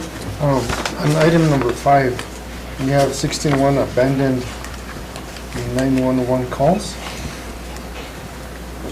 So some of those are hang-ups? 69, Let me see. on item number 5, on your second page. Letter C, Yes. you have 61 abandoned 911 calls. What is? Hang-ups, those, we tried to call them back and no response. Wow, that's pretty high. Yeah. So whenever this happens, we do a follow-up, because it automatically, they ping the call. So officers still respond to see if there's any issues. It's not a specific house or an address, but the officers do their due diligence on knocking on doors or speaking to anybody who's outside that might be, that might have got dialed 911. And then on letter F, you have 1656 police calls, averaging 55 calls per day, per Yes, sir. month. Yes. Wow, that's amazing. Those are really high numbers for a community this size, I think. Yes. But thank you, Chief. Thank you. I have a question. Are you seeing a rise in Senator? Mr. Alide, questions are not allowed from the gallery. Oh, I'm sorry. I'm sorry, but you're welcome to call the chief at any time to speak with him, or me. Okay. Thank you. Sorry about that. It's okay. Anybody else? Thank you, Chief. Mr. Romero? Mr. Mayor, yeah, one question, Chief. The cameras for the speed trailers, those will be in when? So I'm hoping they're going to be in this week. They told me last week. I'm still in communication with them. I talked with Ms. Schuyler, the company director, I think. She's telling me sometimes they're on back order, I guess, from last week. And you and I had talked about it, but I'm hoping they'll be in this week. Okay, and I just want to thank you for, putting them up in an area when I had requested to try to get some data for a certain area that we keep getting some calls on, so thank you for that. And also, Chief, and to be into our new tech, first off, I want to say thank you guys for applying. I know there was some concerns that we wouldn't be able to fill these positions, and I'm very excited, especially knowing your experience, Dee, and that you've been there, and I'm really excited for the direction that we're in. Unfortunately, we had to deal with a lot of criticism, but I'm just, me personally, I want to tell you, and I'm sure I could speak on behalf of my colleagues, is that you have 110% support from this council, because we know that things weren't perfect both ways, the city and the previous vendor, but we are where we're at, and we just need to move forward. We can't continue to, neglect, some of the issues that were, but on the other hand, when you enforce ordinances, animals have to go to certain places, and if you can't, if it's at capacity, where do you put them, right? So it's a balance, and I'm very excited that we were able to get staff as fast as we were able to get them. Of course, we couldn't open July 1 because of the issues with the facility. Thank you, City Manager Maestas, for getting a contractor and addressing those issues. I know big improvement for sure from what it was. So thank you guys, and I just can't say enough that I think we're going to have some trying times, but I think if the community and of course the city is in the whole work together, the issues of concern that ordinances and those weren't being enforced, I think that's going to change. I will say that I'll tell my colleagues that I'm also working on the animal control ordinance on some issues that I think can be of benefit, but I do want to get input from the new employees in chief, and before I bring that to council. So thank you. Thank you. Appreciate the work on that big drug bust. Thank you. Appreciate it. Keep them coming. Yes. Next order of business, please. Mr. Mayor, we have our finance report. We have our interim finance director, Dominic Chavez. Welcome, Dominic. Thanks for being here. Yes, sir. Good evening, Mayor and Council. I'm here to present the finance report for the month of June 30th, 2022. 12 months elapsed. We're good forward through the year now. Our general fund came in at 109% of revenues and at 75% on expenditures, with a surplus of $24,609. Also, please keep in mind that the last payroll of the year was posted to the first calendar day of this fiscal year, so there still has to be an accrual to keep those expenditures back. Our enterprise funds came in at 103% in revenue and 82% in expenditures for a surplus of $2,312,930. Our recreation center is at 57%, $525,992, with expenditures at 59%. And I always like to just remind you that there is a transfer in from the general fund on this. And our lodger's tax came in at 20%, $538,195 versus expenditures of $301,810 for a surplus of $236,385. That else comes from the questions. Mr. Chavez, do you see anything in the report that you would like to warn the council about, or any anomalies that you need to inform us about? I'm aware of, sir. Thank you. I appreciate you being here. Thank you so much. Next order of business. Thank you, Mr. Donna. Mayor, we have our consent agenda, items 1 through 6. Would you like to read them for the record? Absolutely. Thank you. Item 1, request approval of addendum number 1 to contract number 3782-21 with James Cook and Hobson Incorporated for professional pump, motor, mechanical, and electrical services. Item 2, request approval of addendum number 1 to contract number 3783-21 with Mosen Corbin for professional engineering services for natural solid waste facility. Item number 3, request approval of addendum number 1 to contract 3784-21 with Mosen Corbin for professional engineering services for the wastewater system. Item 4, request approval of addendum number 1 to contract 3785-21 with Sauter Miller and Associates for professional engineering services for the wastewater system. Number 5, request approval of addendum number 1 to contract 3786-21 with Sauter Miller and Associates for professional engineering services for the solid waste system. And item number 6, request approval of addendum number 1 to contract 3787-21 with Alpha Southwest for repair services on pump, motor, and mechanical on an as-needed basis. Mr. Mayor. I move Ms. that- Casey. I move that we approve the consent agenda as read. Thank you. There's a motion on the floor by Ms. Casey. Second, Second, Mr. Romero. please. Second by Mr. Ulibarri.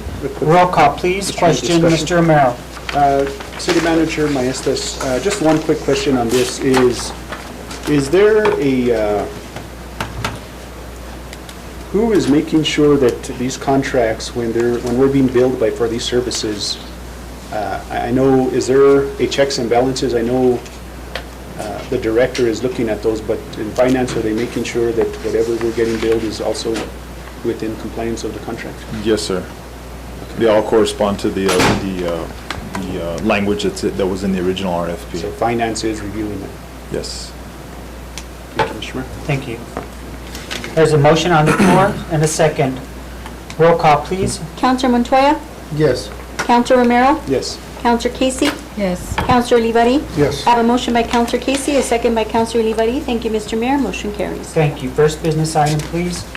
Our first business item is actually item number 5, request approval to publish ordinance number 22-07, an ordinance to amend the code of the City of Las Vegas by adding a new subsection C to Chapter 330-2 entitled Purpose and adding new subsections 23 and 24 to Chapter 334A entitled Prohibited Acts. Are there any questions, discussions? What's the pleasure of the council? Mr. Romero? Go ahead. Okay. Mr. Montoya? Thank you, Mr. Romero, Mr. Mayor. First of all, I want to thank the citizens of the neighborhoods around Carnegie Library Park for bringing this issue, and it's an issue that's happening all over town. It's not only in that certain area. I've noticed fifth wheels, trailers, even trash bins on city property. I've seen trailers on sidewalks. I've seen trailers on front of homes, which is acceptable as long as they're not connected to any utilities. So this really needed to be addressed. This ordinance has been outdated for some time. It does address other issues. I would like to, and first of all, I want to thank also the city attorney and our city manager for working hard on this and trying to bring this to proceed in the manner that it should, where everybody can be heard. And thank you, Mr. Mayor, for allowing everybody to speak. Sometimes, you know, I've seen mayors where they only allow one person to speak on one issue and representing 15, 20 people.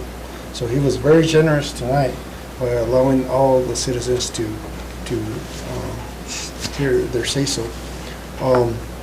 But on item number C, which is the purpose of this ordinance, I would ask our city attorney to include, and I might be wrong, you know, to include city parks and Gainas River Park in this language.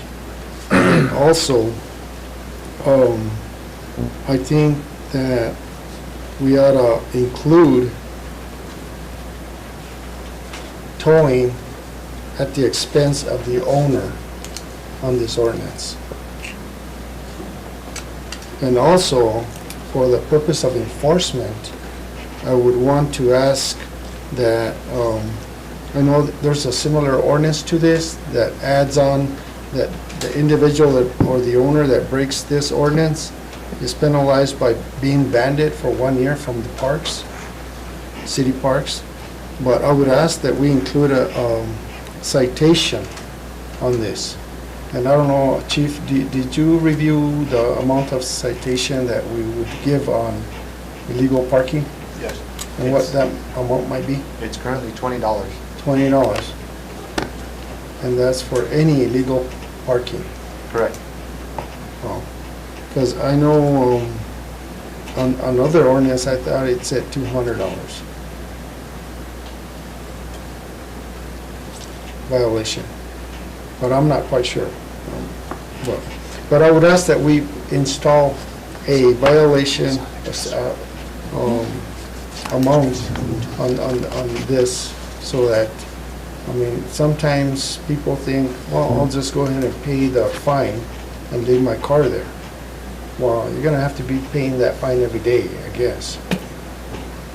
And the other thing is, I would like to see a sign created by our city manager with this ordinance that says 90-minute parking only for this type of vehicles. So if somebody's going camping or out of town, they can park there 90 minutes, put in their stuff, load in, load off, whatever, or when they come back, the same way. But nothing, because the ordinance right now says you can't keep a vehicle like that overnight between the hours of 2 a.m. and 5 a.m. And as one of the speakers spoke earlier, I disagree. This is not a house. This is described as a motor vehicle because it has an engine and it's got wheels on it. So it's a form of transportation. Of course, people live in them. But I would add on that 90-minute parking, and violators or vehicles will be towed away at the owner's expense on that kind of signage. Thank you.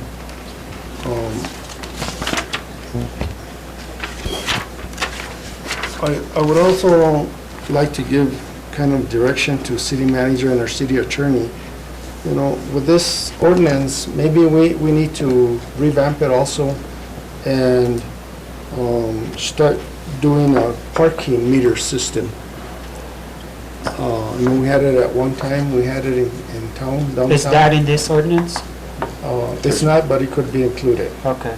Yeah. So, and maybe we don't look at it within this ordinance, but in the future, I would like also to include a charging fee for parking at our city property on Old Safeway building, Old Safeway parking lot.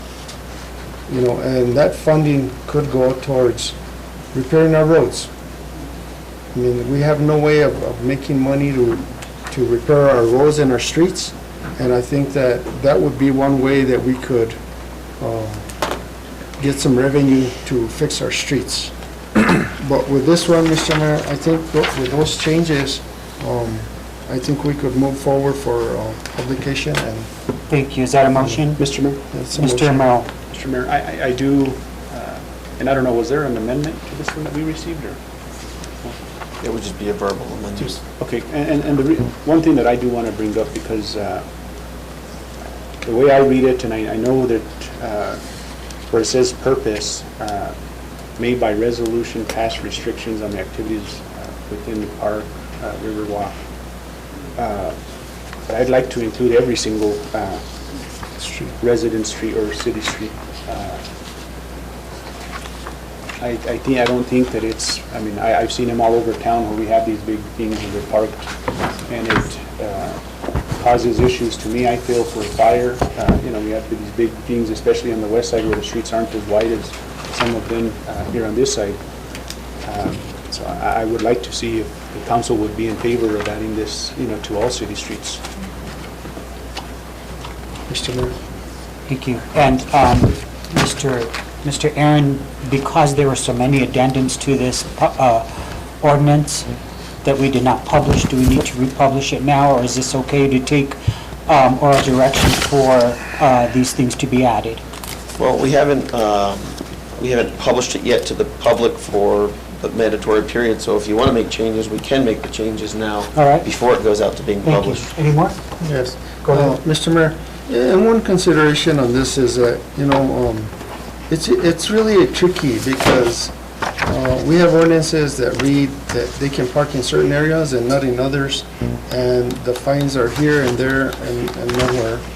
And our police officers really don't have clear direction through our ordinances to give citations in certain areas. So this will eliminate all parks and all residential parking. And it's like a dog owner, an animal owner. You know, when you think about buying a dog, I mean, you need to think about the responsibilities of taking care of it, feeding it, and so forth. And the same thing with an RV or a mobile home or a trailer. You got to think about where you're going to store it. You know, if it's going to be insured, registered, all this kind of stuff. So it's something that needs to be planned on behalf of the owner. And it's sad that residents had to come before us to let us know that, you know, it's a real safety issue in a lot of cases, because they're so big and they block up the driveways and they block crosswalks at times. So, yeah, it's an issue, and I would like to move forward with those recommendations and amendments. Thank you. Is that a motion? Yes. Yes, sir. There's a motion on the floor by Mr. Montoya, second by Mr. Romero. Roll call, please. Mayor, if I may, so if we're wanting to amend this to reflect all city streets, it wouldn't be allowed to be in this ordinance, because this ordinance pertains strictly to parks and Riverwalk. Right. It would be best placed in a different ordinance within the city ordinances. Is that your advice, Mr. Counselor?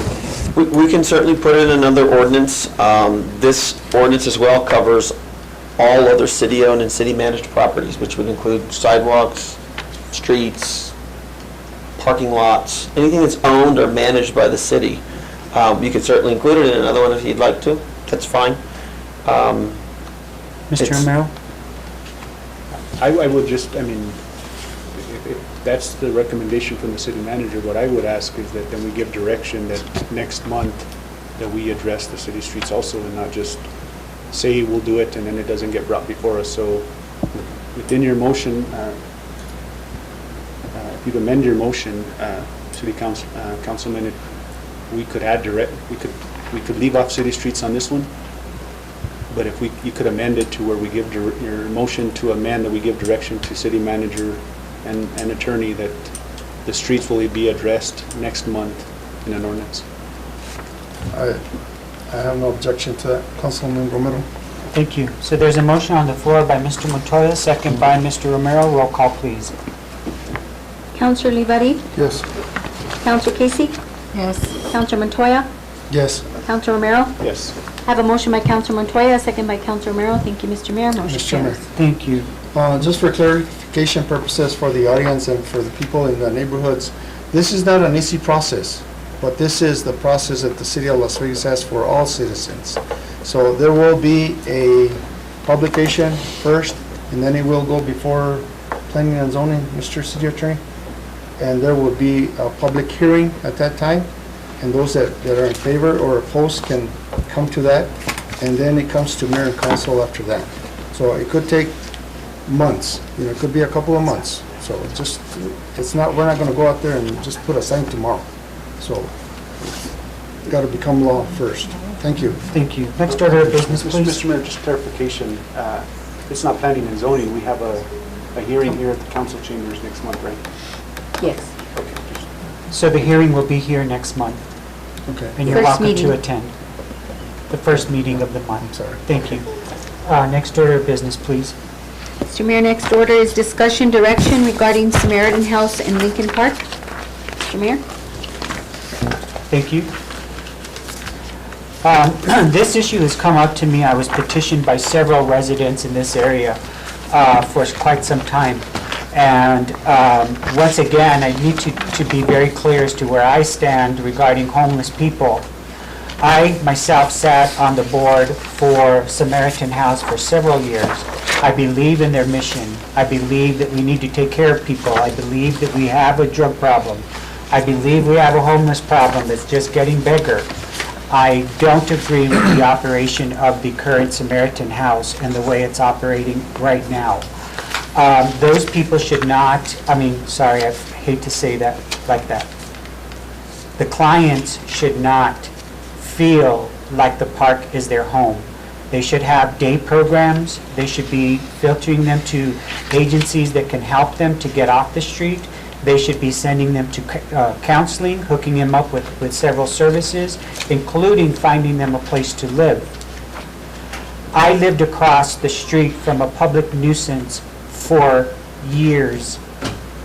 I never went to sleep later than 2:30 or 3 in the morning because of the noise, the prostitution, the drug deals, the fighting, the liquor bottles, the people wrecking into my yard, people peeing on my front gates. I know exactly what the people in this area are going through.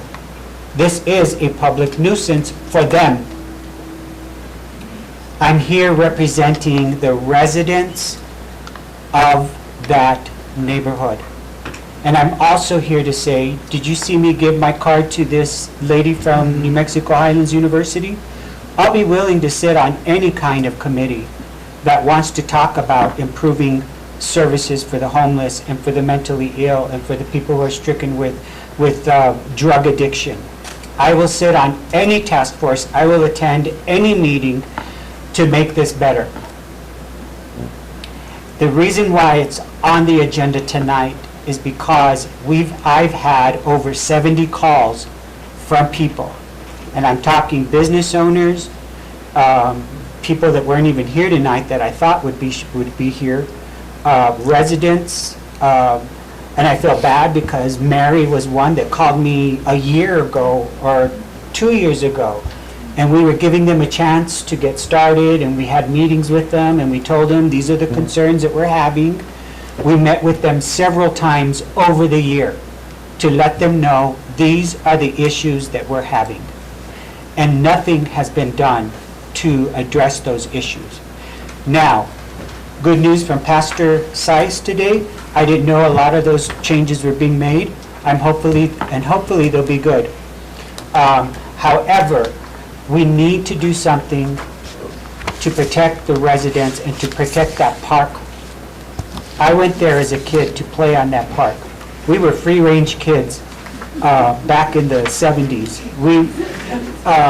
My parents allowed us to go from where we lived near Luty's Market on South Pacific to Lincoln Park or to the Surf for a 25-cent movie night, and we'd stop at Whackers and get food, and and go to the movie, and then we'd stop at the park, and then, you know, we were allowed to do that because it was a lot safer back then. And it seemed like a community took care of the community back then.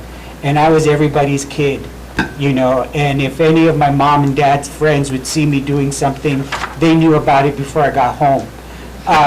And that's the kind of community that we were raised in. And I hate to see that park in such disarray. And I myself walked the park. I witnessed the defecation, the needles, the man walking around punching at the air, and several other things happening there. So whatever direction we take at this meeting, if anything, it would be to bring people to the table and to talk about the possibility of getting them a better location.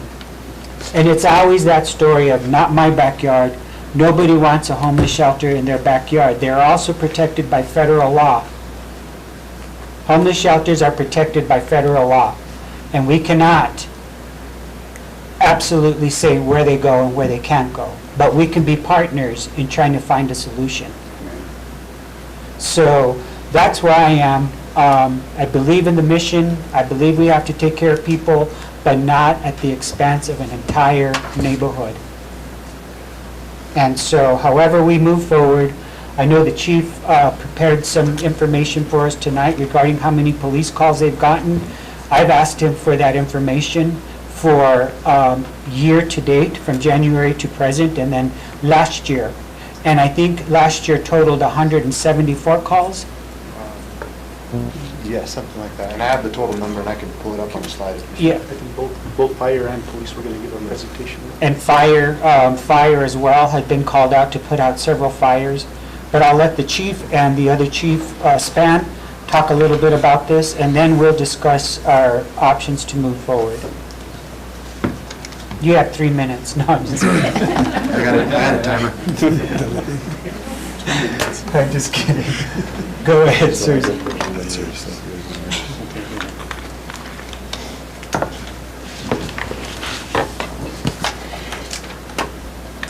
So I'm not gonna pull it up in the slide, that way I can zoom in so you guys will be able to see it.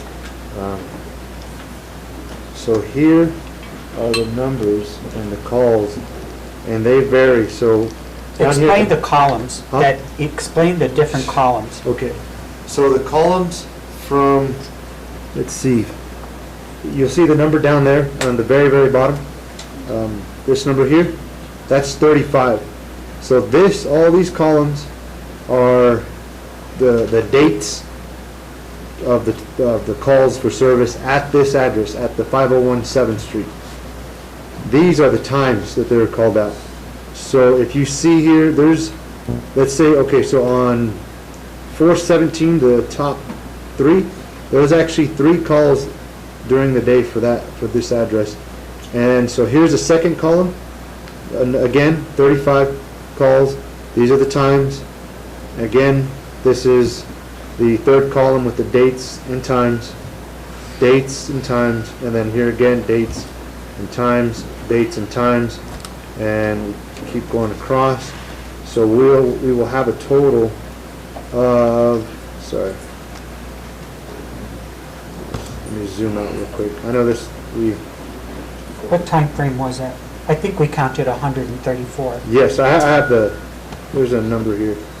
So 240 from last year to the 3rd of this month. 240 calls for one residence. We've never had that. We don't have that for any other residents, and we didn't do it for the area, we just did it for the residents, that specific address. We actually, with the Region 4 Narcotics Task Force, we conducted an operation.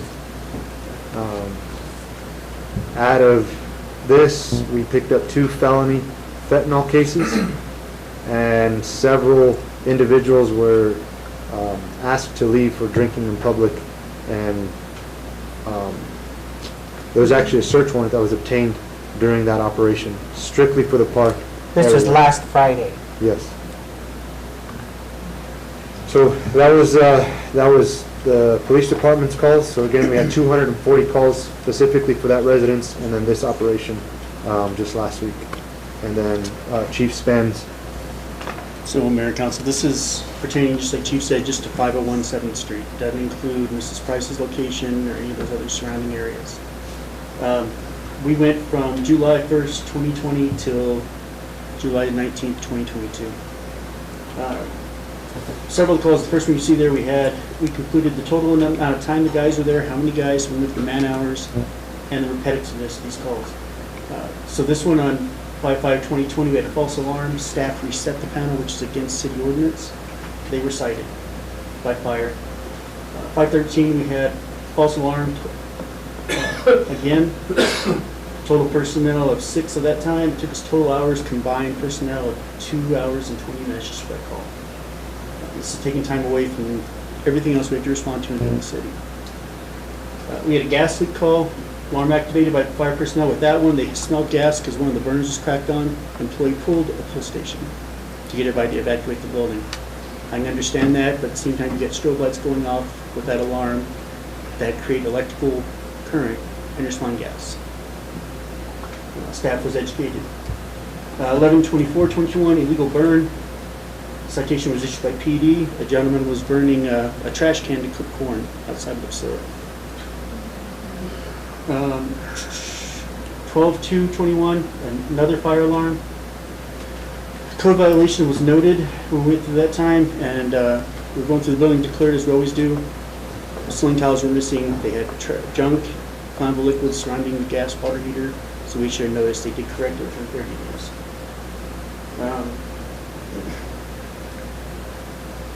113/22/2, we had a pull station where the staff witness to it was one of the clients, but they didn't know who it was. They didn't know their name or how to get hold of them. So we were unable to cite them on that one, but we issued the staff a warning. 2/8, we had fire alarm activation because the client was smoking and they sprayed air freshener in the smoke alarm to try to cover up the smoke setting off there. So it still set it off because it reads off particles and not off smoke itself. A good try. The next one was 2/9. This is one of our most concerning ones. Fire alarm was activated because the kitchen was filling with smoke because the hood system's fan had quit working. My staff advised them you can't use it till it's fixed.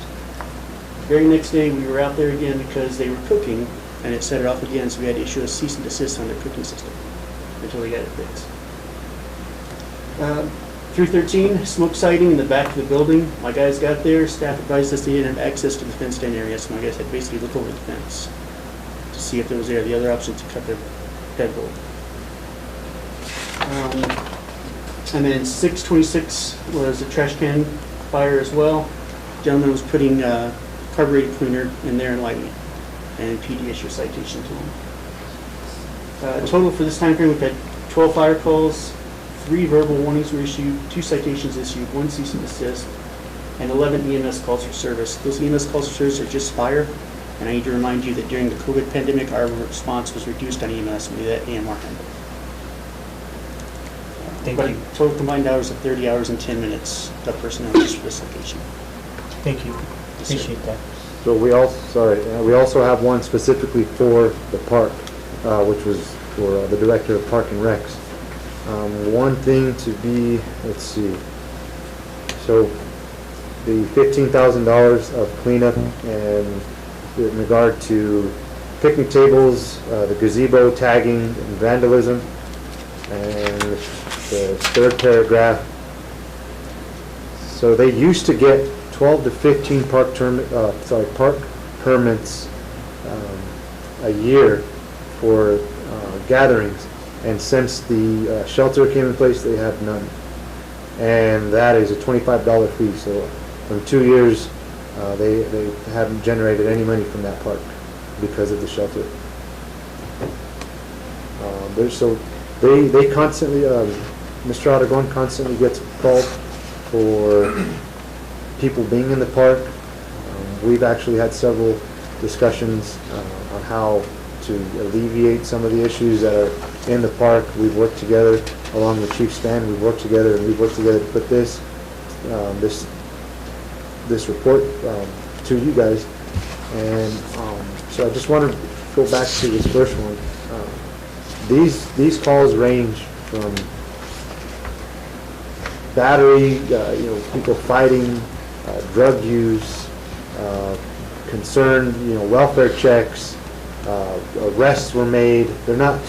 We didn't attach any specific information to these calls. We just wanted to get you guys the numbers, but there's everything, every call that you think of, this is what's related to those dates and times. Thank you. Appreciate it. Thank you. Mr. Romero? Thank you, chiefs, for getting that data.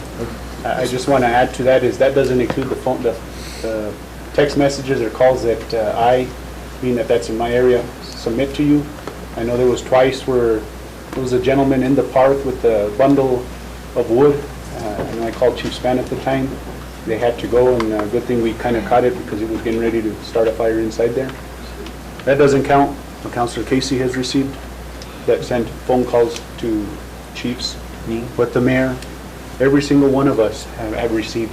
And that data that you have, I could guarantee you is almost doubled from what we submit to you and what comes to City Hall, because those aren't generated through the 911 calls. Those are just generated, those are generated 911. We don't have the data from the calls that we receive here on a daily basis at City Hall or what we as city councilors have.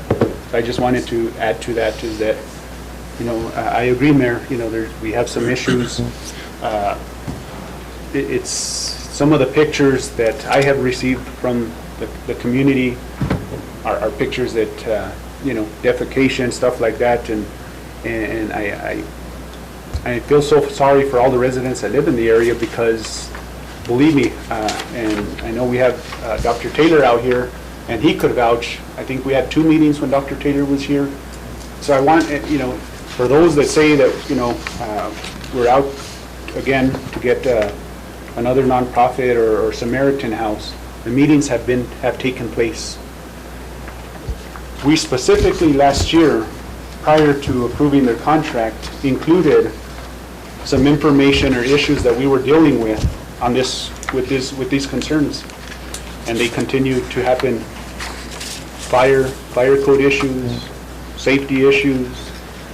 One of the things that I specifically asked for in this last contract was that the community outreach, and they agreed at the time that they would do that. The part of the fencing where the clients would have, you said it best, Mayor, where they have entertainment inside that fencing area. Programs, that never happened. And I'm sure he'll be okay if I use his name, Mr. Troy Dennison, an advocate for the shelter when it moved.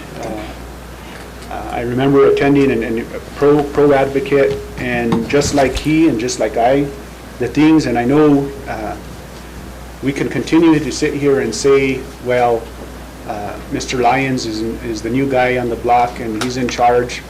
I kind of disagree, because the commitments that were made there when the issue started was Mr. Lyons, and everything that has transpired has been totally different than what the residents that did show up at that meeting, the commitments that they made to the community of the Lincoln Park area were not kept. They promised that the residents wouldn't be an issue, and we know we can't control them. We know for a fact also that some of those residents come from, some of those individuals come from boarding homes, and we know that that's an issue. But to me, I feel that the staff, and I know some of them are volunteers, I don't think that they do enough. We have city ordinances that, address, you're supposed to maintain and keep your sidewalks clean. Well, how can you, to me, the management at Samaritan House was not not doing that. Allowing tents and camping in front of the business. Okay, the park, I understand the park. It's very hard for police to enforce because it's a public space from, I believe, 10 p.m. to 6 a.m. Yes. Well, I'm sorry. They're not allowed from 10 p.m. to 6 a.m. Yes. So you're, at those times you're able to control that, and I think for the most part you do. So other than that, those other issues are hard to address, and I just to me, Mr. Mayor, I think we heard testimony tonight that what I've been hearing, I guess, for the past 2 years, and it's come to the point where I'm glad, thank you, Mr. Mayor and Council. Again, this is another topic that many councils would never want to take on, and here we are again trying to address, to fix issues, to better our community, and yes, we have the issue to take care of the homelessness, but me personally, Mr. Mayor, I just think that something needs to be done, and I don't think another opportunity of say, let's wait and see, because let's wait and see might be one resident that gets hurt, and I won't live with that on my conscience. Thank you, Mr. Mayor. Thank you. Mr. Mayor. Go ahead. Ms. Casey? Thank you, Mr. Mayor. This is not just a Samaritan House problem, it's a community problem. And we have so many different organizations that are formed here within our community. The problem is that they don't ever work in unison with other organizations. I'm thinking right now of the 100% community organization that has all kinds of people going to their meetings, and they meet once a week, and they're doing all these things. They give away books, they do all kinds of stuff at the park. But that same community was also working on the day rehab, substance abuse place on Hot Springs Boulevard, close to the Behavioral Health Institute. And so I'm wondering, why are we not all working together to address this issue? Everybody is just working on their little piece of their world, and they're not looking at the big picture. We cannot blame Samaritan House solely for what is going on. Once those people leave the Samaritan House, they don't have staff to follow people around to tell them, you can't do that.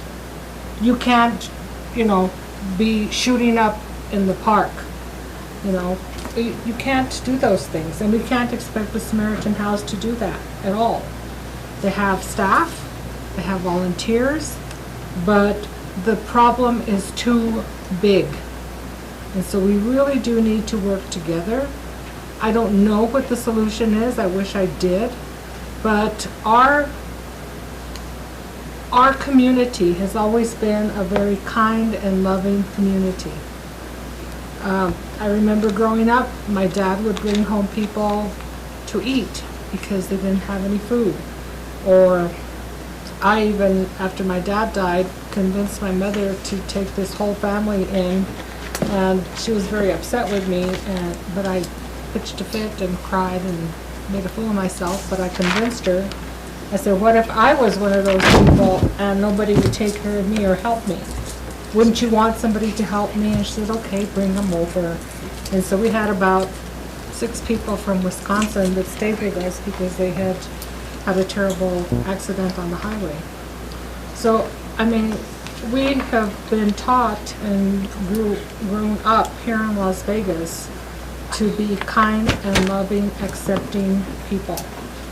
And we need to accept the people from Samaritan House, and we need not only to accept them, but we need to help them, and helping them should be our main focus. And by doing that, we need to work together.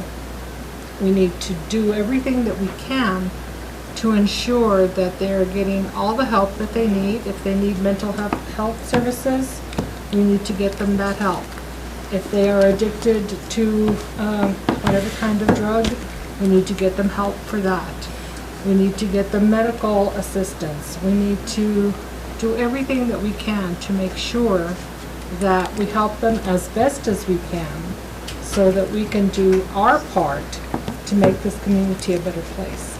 We cannot place the entire responsibility on Samaritan House. We need to work together as a community and do everything that we can to help people, regardless of their emotional state, their financial state, whatever it is. That's our job as human beings and as people that say we care, let's not just say it, let's do it. Let's do something to care about these people. And let us work with Samaritan House.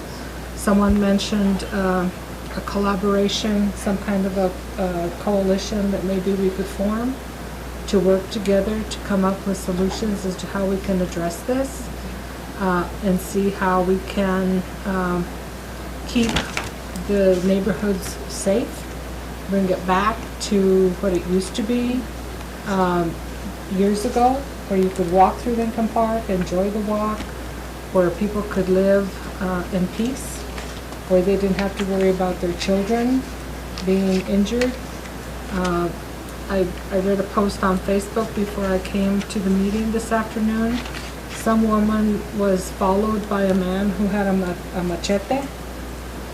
We need to deal with those things, and we can't have those kinds of things. We can't have people living in fear either.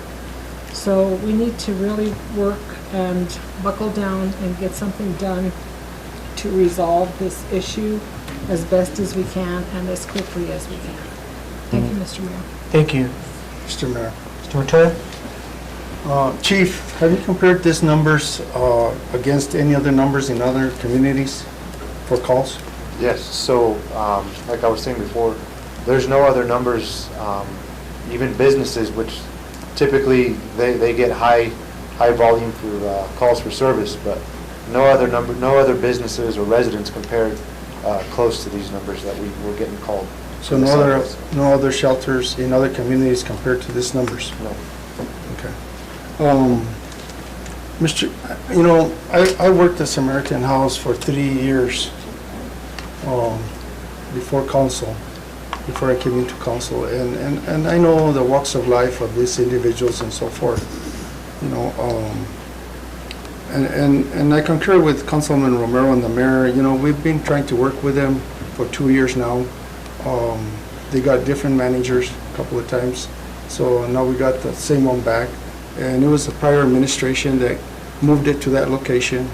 And, talking to a group of students, young kids, with a teacher, they do have issues and they do have problems there, feeling safe, needles and so forth, as everybody has spoken. And we have problems, and we all know we have problems.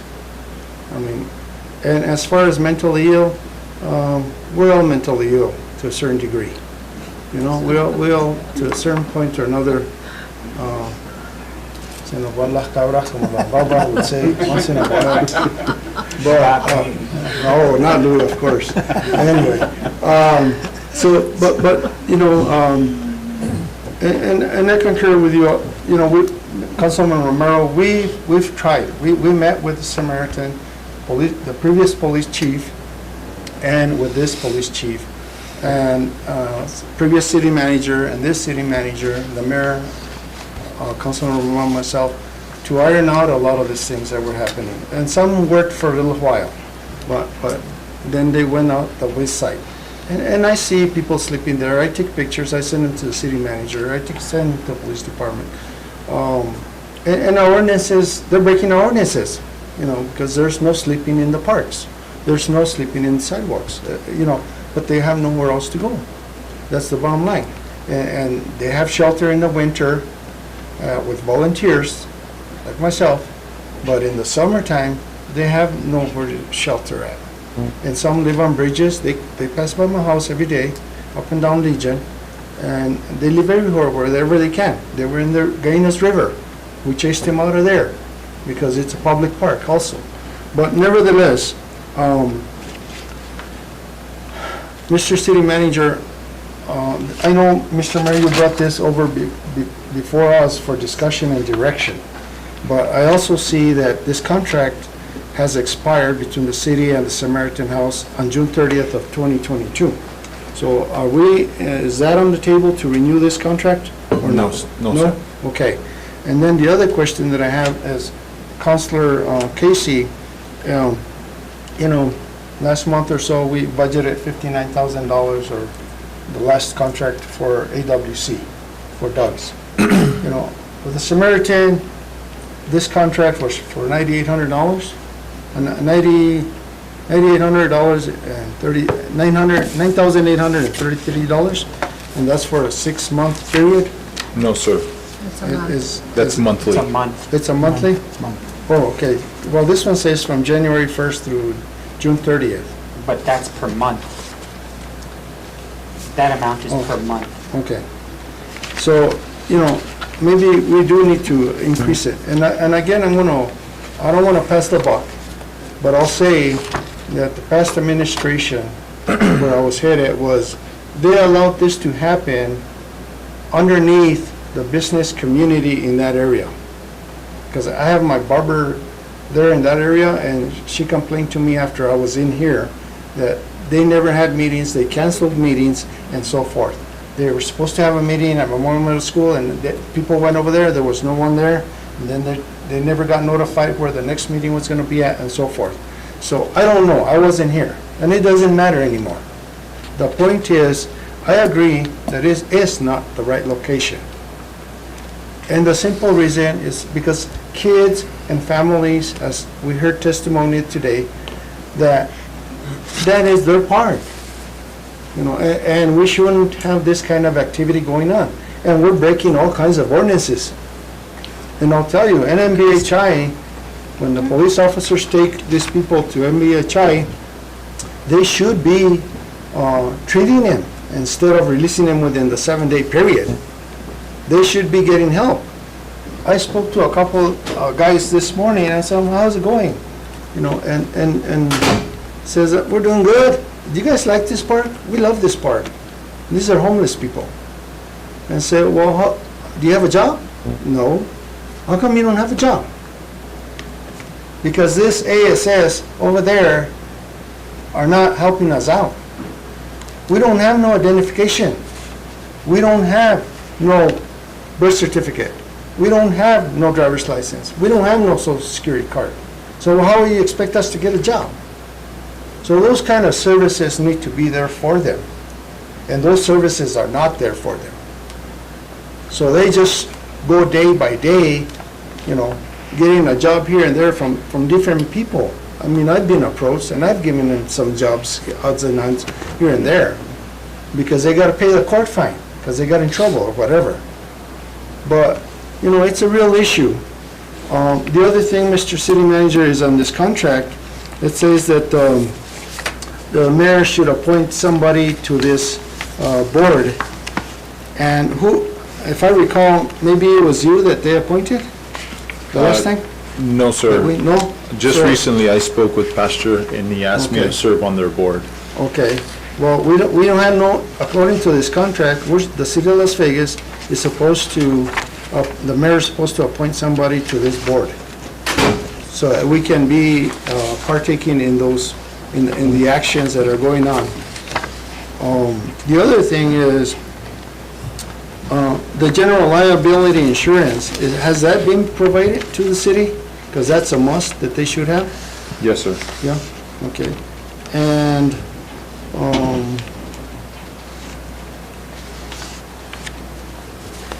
I think, like, pretty much where everybody's headed is that we need to get, someone from Highland, someone from the city, someone from the Samaritan, someone from NBHI, and somebody, social work and so forth department, and grab a hold of these people and start working on the solutions. Because if we're leaving it up to the Samaritan, no matter what amount of money we throw at him, it's not going to get solved. The problem's not going to get solved. The drug problem, our police department, as you well see, they're doing their best, their effort. I go through there because I have to go from one place to another of my places, and I go through there almost daily. And I see this activity going on every day. And we're trying to clean up that park by putting in new playground equipment, new gazebo, and so forth. But it is a problem, and I would stand behind relocating it and helping relocate it to somewhere where it's more feasible and away from schools, away from parks, and not out of town or nothing, where they can't go to. It's got to be somewhere where they can, be part of the community as well. But services, it's like the veterans. They want to shut down 4 offices here in northern New Mexico. That's impossible. That's the same thing with this. We can't close it down. People do need help. People are in need. No, we'll deal with the drugs and we'll catch the big guys, because they're the ones to blame for this a lot of times. But Mr. Mayor, I would move forward that we look at getting a committee together to address all these issues as far as locations and rules and policies and how best they could abide by our ordinances and work, together to try and solve this problem. Set up some kind of a board, appoint a board. I have no issue with that. I just need to, we need to address this immediately in some way. I have no problems. Once you throw something in a committee, forget about it. Here we are 14 years down the road and it's stuck in committee. I have no problem being on a task force. I have no problem volunteering my time.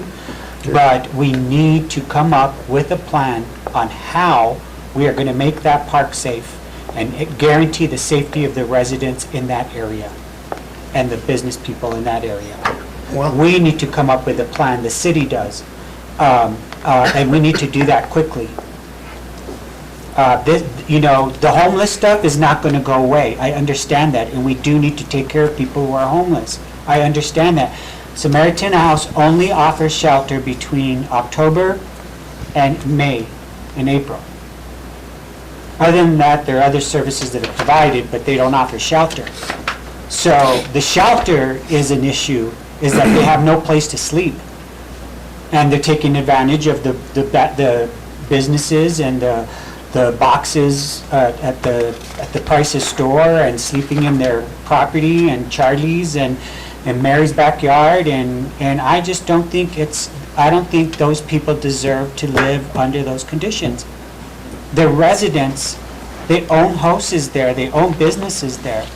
No one should have to deal with that. So we need to come up with, and I'll say it again, a committee's fine, a task force or whatever, that could be playing in the background, but we need a plan to make that neighborhood safe ASAP. So I think we need to come together, public safety, code enforcement, Samaritan House, board, everybody. We need to come up with a plan to make that area safe. Otherwise, closing it down is not going to solve the problem of homelessness. Relocating them somewhere, again, is not going to solve the problem. And a lot of them aren't even Samaritan House clients that are gathering there. I totally understand that. I see a truck there every single day from the community that goes there. I don't know if to sell something every day or why that person's there every day. Maybe it's to eat or whatever. No casting judgment on anybody. But I know that person is not a Samaritan House client for lodging. And so there's that issue as well, because it's that broken window theory, right? They see it doing it, so why not break a few more windows? And why not join them at the park? That's where everybody is. So I'm in favor of a task force. I'm in favor of looking. The governor just announced $10 million grants for communities for homelessness. Maybe that's something that we could apply for and get it. In the meantime, I don't want to throw the baby out with the bathwater. There's some serious problems in that area. So, task force is fine if you... You know what, Mr. Mayor, these people need assistance. I understand they do. And they need services. I understand. And the only one that can do that is probably the NBHI, or, we can't provide that. Well, yeah, but you have to realize that NBHI, and I'm not speaking for them because I'm not authorized to, but any mental health place can only hold a resident to whatever the court order says, or if they are doing well, they have to release them to a less strict environment. That's their law. That's their right as a patient or a client. Well, look at what you're asking. Either shut it down, send them out of town. I never said to send them out of town. No, I know, I'm just saying, what are their options? Well, that's what we need to come up with. If we don't want them in the park, what's their option? I don't know. That's what we need to figure out. That's what we get paid for. And they need to have services in order to survive. Well, then that's what we need to come up with. But we're not going to solve anything by not addressing it or throwing it into a task force that's going to take 6 years. And then we need to start working more closely with the Samaritan House. We do. To come up to come up with whatever rules or policies or, you know. And, you know, and as far as law enforcement goes, you know, I'm just not that guy, that law enforcement guy. Arrest everyone, stick them in jail. The jail's the worst place for people like that are suffering from mental illness or suffering from addiction. The jails are absolutely the worst place for them. But they can't be there, is my point. Find them services, find them someplace to go, find them whatever they need, but they can't make an encampment out of a public park. Well, I think Albuquerque, Mayor Killers is doing small homes and apartments and so forth. But I don't know how. And they're vacant. I don't know how they're doing it. They're vacant, they can't get them filled. They don't have restrooms, that's why. Well, they have common restrooms. I don't know. But they're doing that even in the big cities. Seattle, Portland, San Francisco, Los Angeles. They're all trying to get them into hotels, they're trying to get them into small houses. They're not using them. Yep. They're not occupied. 10 cities putting a fence around a park like they're doing in Albuquerque and throwing them in a park. It's just moving the problem from one place to another.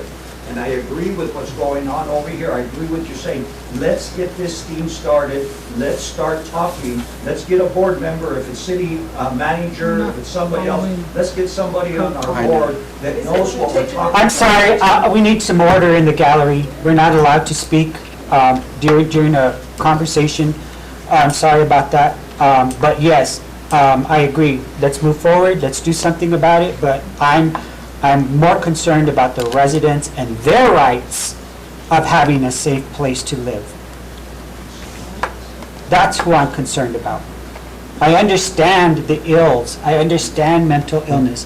I understand. I have family. I have friends who have been homeless. I have people I know who suffer from drug addiction and who have died.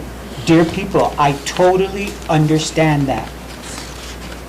But it shouldn't be at the sake of a complete neighborhood and the businesses in that neighborhood to have to plan a whole hour to wash the pee out of their entranceway before they even start their business.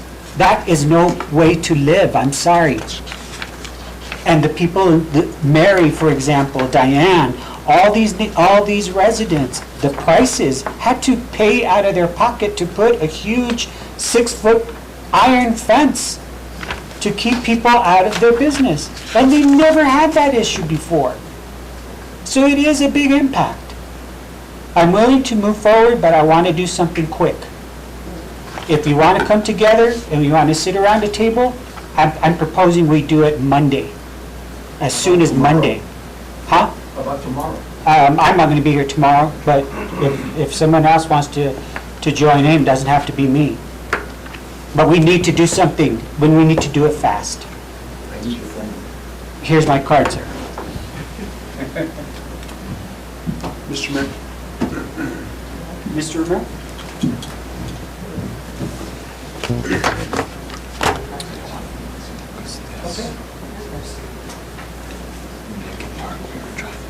Okay.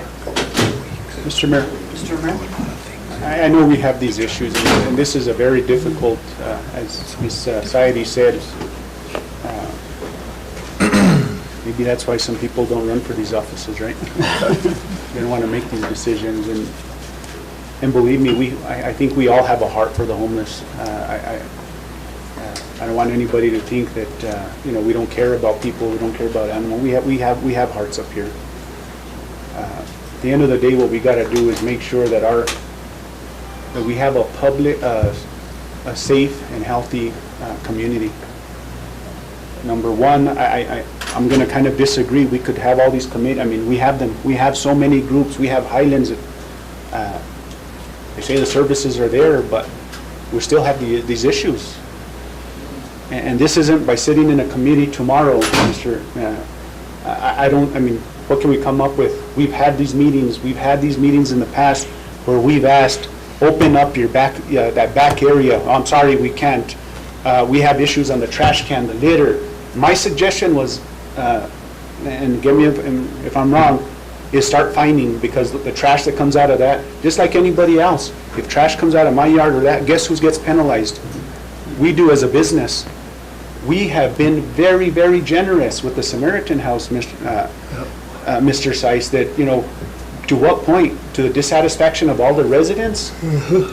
I'm sorry. I think we've given in, you know, 2 years of dealing with this, and I feel bad for that mother over there that had to deal with, you know, people going after her and chasing her. I don't see that happening anywhere else.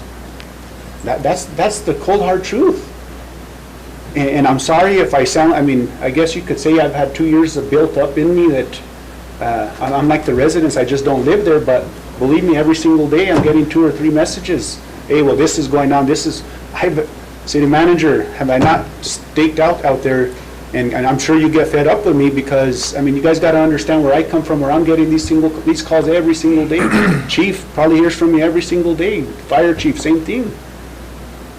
We could sit here all we want and say, let's sit and let's have a committee. We're not going to fix this the next day. And like I guess the testimony today from that mother and that child, and hearing about a machete and some of these other things that, okay, I knew it was bad, but I mean, this is life-threatening now.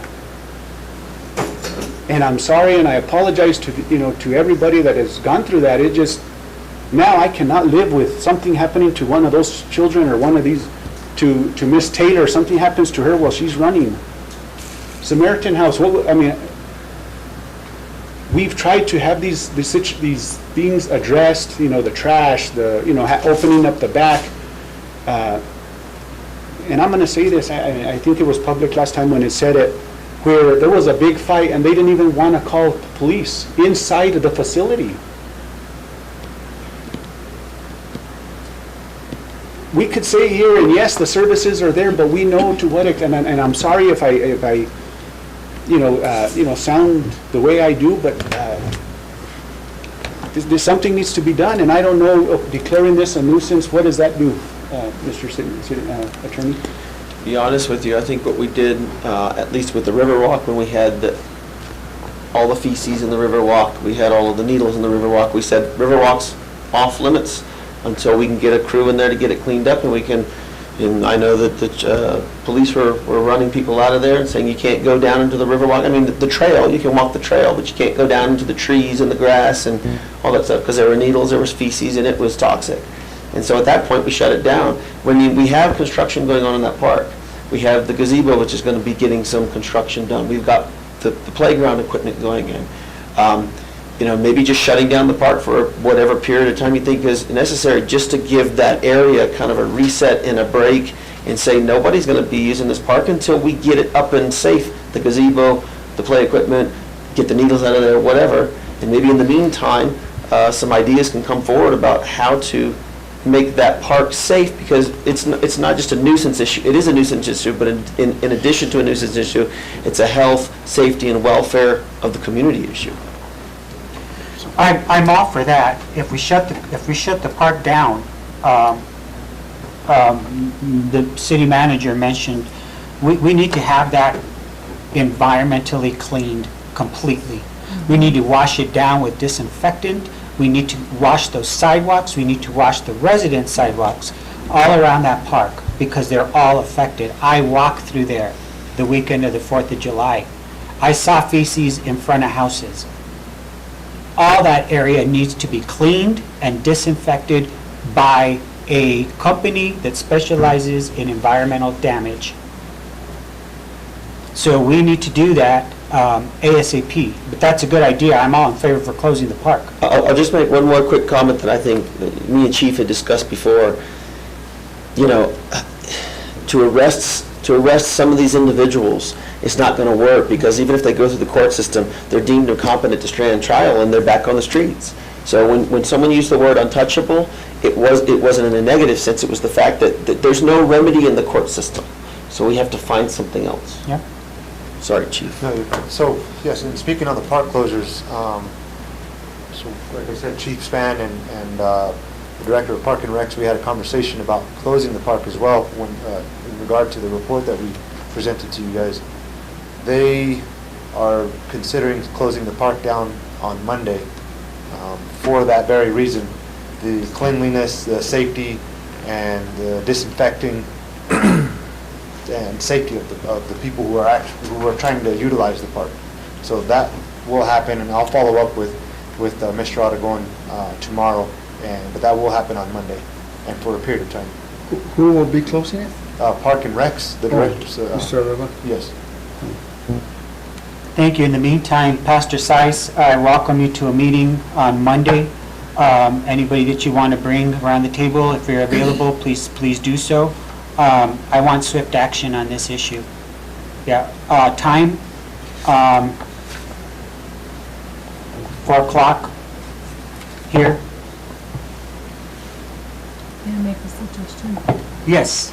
Mr. Seiss, could you, prior to the meeting with the mayor on Monday, could you list the services that Samaritan House is currently providing the people who use the Samaritan House, and also where the gaps are, if they need counseling, if they need substance abuse, help with substance abuse issues, if they need, if they suffer from PTSD or any of those things that maybe Samaritan House cannot address.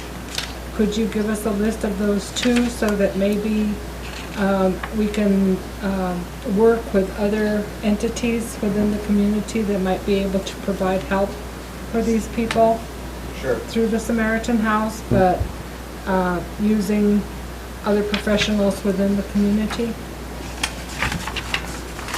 And maybe that way we can start addressing, I know that maybe Samaritan House doesn't have a mental health counselor, or they don't have somebody that can work with them on overcoming drug addiction or whatever it happens to be. We have a lot of retired people who are offering their services. I know there's a woman in Villanueva who is a specialist in mental health issues, and she could possibly provide some kind of information and get assistance for the people that come to Samaritan House that need that kind of help. So there are people out there, but we need to know what's necessary so that we can find those people that will be able to help the folks. So you want to go get a hold of the mayor before 4 o'clock on Monday? Well, if you would just have that, We will have that. those lists for the mayor when he meets with you, so that he has a better idea as to what's needed, then he can bring it to the council and say, who can help me find this kind of person that we need here? Or somebody that needs maybe to learn how to read. The Literacy Council provides tutoring for adults. Those are the kinds of things that we need to address to help those people that maybe they're not able to provide at the Samaritan House right now. That's all I'm saying. Mr. Mayor. One last thing, Mr. City Manager, so according to this contract, we're no longer going to give Samaritan House any more money. Well, the contract is expired. Yes, the contract is expired. And in the last 6 months, they have been giving you a report every month? You Yes, and sir. the finance director? Yes, sir. Yes, okay. Thank you. That doesn't mean we're going to discontinue funding entirely, but until we clean up some of these issues, we have to. It does, because we can't be giving money without a contract. Well, I know, but So we can't give. just so the people on the board that are here know that that contract has expired. So, I'm willing to move forward. I'm willing to do the work that's involved, have those meetings. Tomorrow, I'd like to meet with the chief, the attorney, city manager, the parks director, the fire chief, and we're gonna come up with a plan on how to clean that park and close it temporarily till we get that park taken care of environmentally.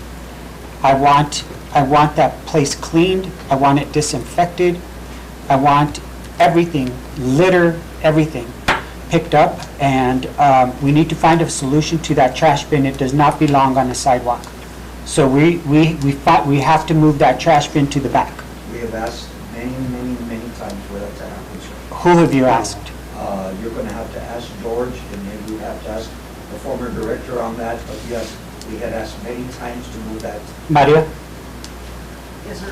That trash can at one point was on the Wells Fargo property, but the current property owner does not want that trash can there. But in addition, and this I think started back, yes, when Mr. Lyons was there, we couldn't put it there without it impacting the sidewalk, and that we had to put it somewhere, and that was the only location. How about the back? If they would cut a little niche in that fencing, we could put it in that fencing there. But there's Well, my point is it does not belong there. We do need to find a place for it, and that was our challenge. And I know, like, Scott came out with us, we were trying to find, we spent a long time trying to find a location that would work for the trash service, and also wasn't on somebody else's property or in the roadway. Well, yeah, and you know, that again is something that should have been planned. We should not have given them a permit to operate unless they had proper management of the solid waste. That fence, Mr. Mayor, that fence was, we had no say in that. The fence came up and we didn't have any input in it. Okay, so just so you'll know, the board members that are here, you have an issue that you have to fix right away. You have that trash can to be removed as soon as possible. It does not belong in the public right away. And Mr. Mayor, keeping the sidewalks and free of trash and debris, and like I say, I mean, I think we've been generous enough, no fines or anything. Mr. Mayor, your focus in this community was keep Las Vegas clean, and we increased fines and penalties, and unfortunately we haven't kept up with that, and I think we shouldn't deal with that. The people from that neighborhood should not deal with that, and I'm saying, I think the warning was made tonight, and if it doesn't, the sidewalks and surrounding area aren't clean, then Chief, do your job. Code enforcement, do your job. Thank you, Mr. Mayor. Thank you. Ready to let this rest, but we want some clear guidance tomorrow on the management of the park, the cleaning, disinfecting. We need a contractor to go in there. We know what the dangers are there. I witnessed them personally. And then the trash bin needs to be moved immediately. And then we're going to start dealing with the closure of the park and letting them, I know we're going to give this headache to another part of the town because they'll migrate somewhere else, possibly the river. And so we need to be aware of that as well. Okay. Thank you. Next order of business, please. Item number 2, request to demolish the existing gazebo at Lincoln Park due to emergency conditions. We have our Community Development Director, Amy Weiser. Welcome, Amy.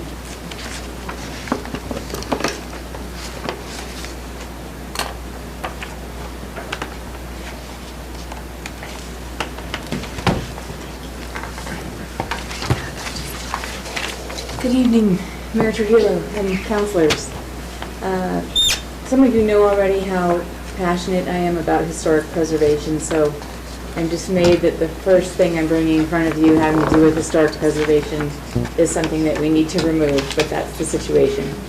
So we've done a lot of research on this, and we've done a lot of research on this. We've talked to the Historic Preservation Division. I have here the nomination, which I'll show you, of the Lincoln Park District for our historic districts, and we'll talk a little bit about the history of the gazebo. If we can change this, let's do it. Yeah.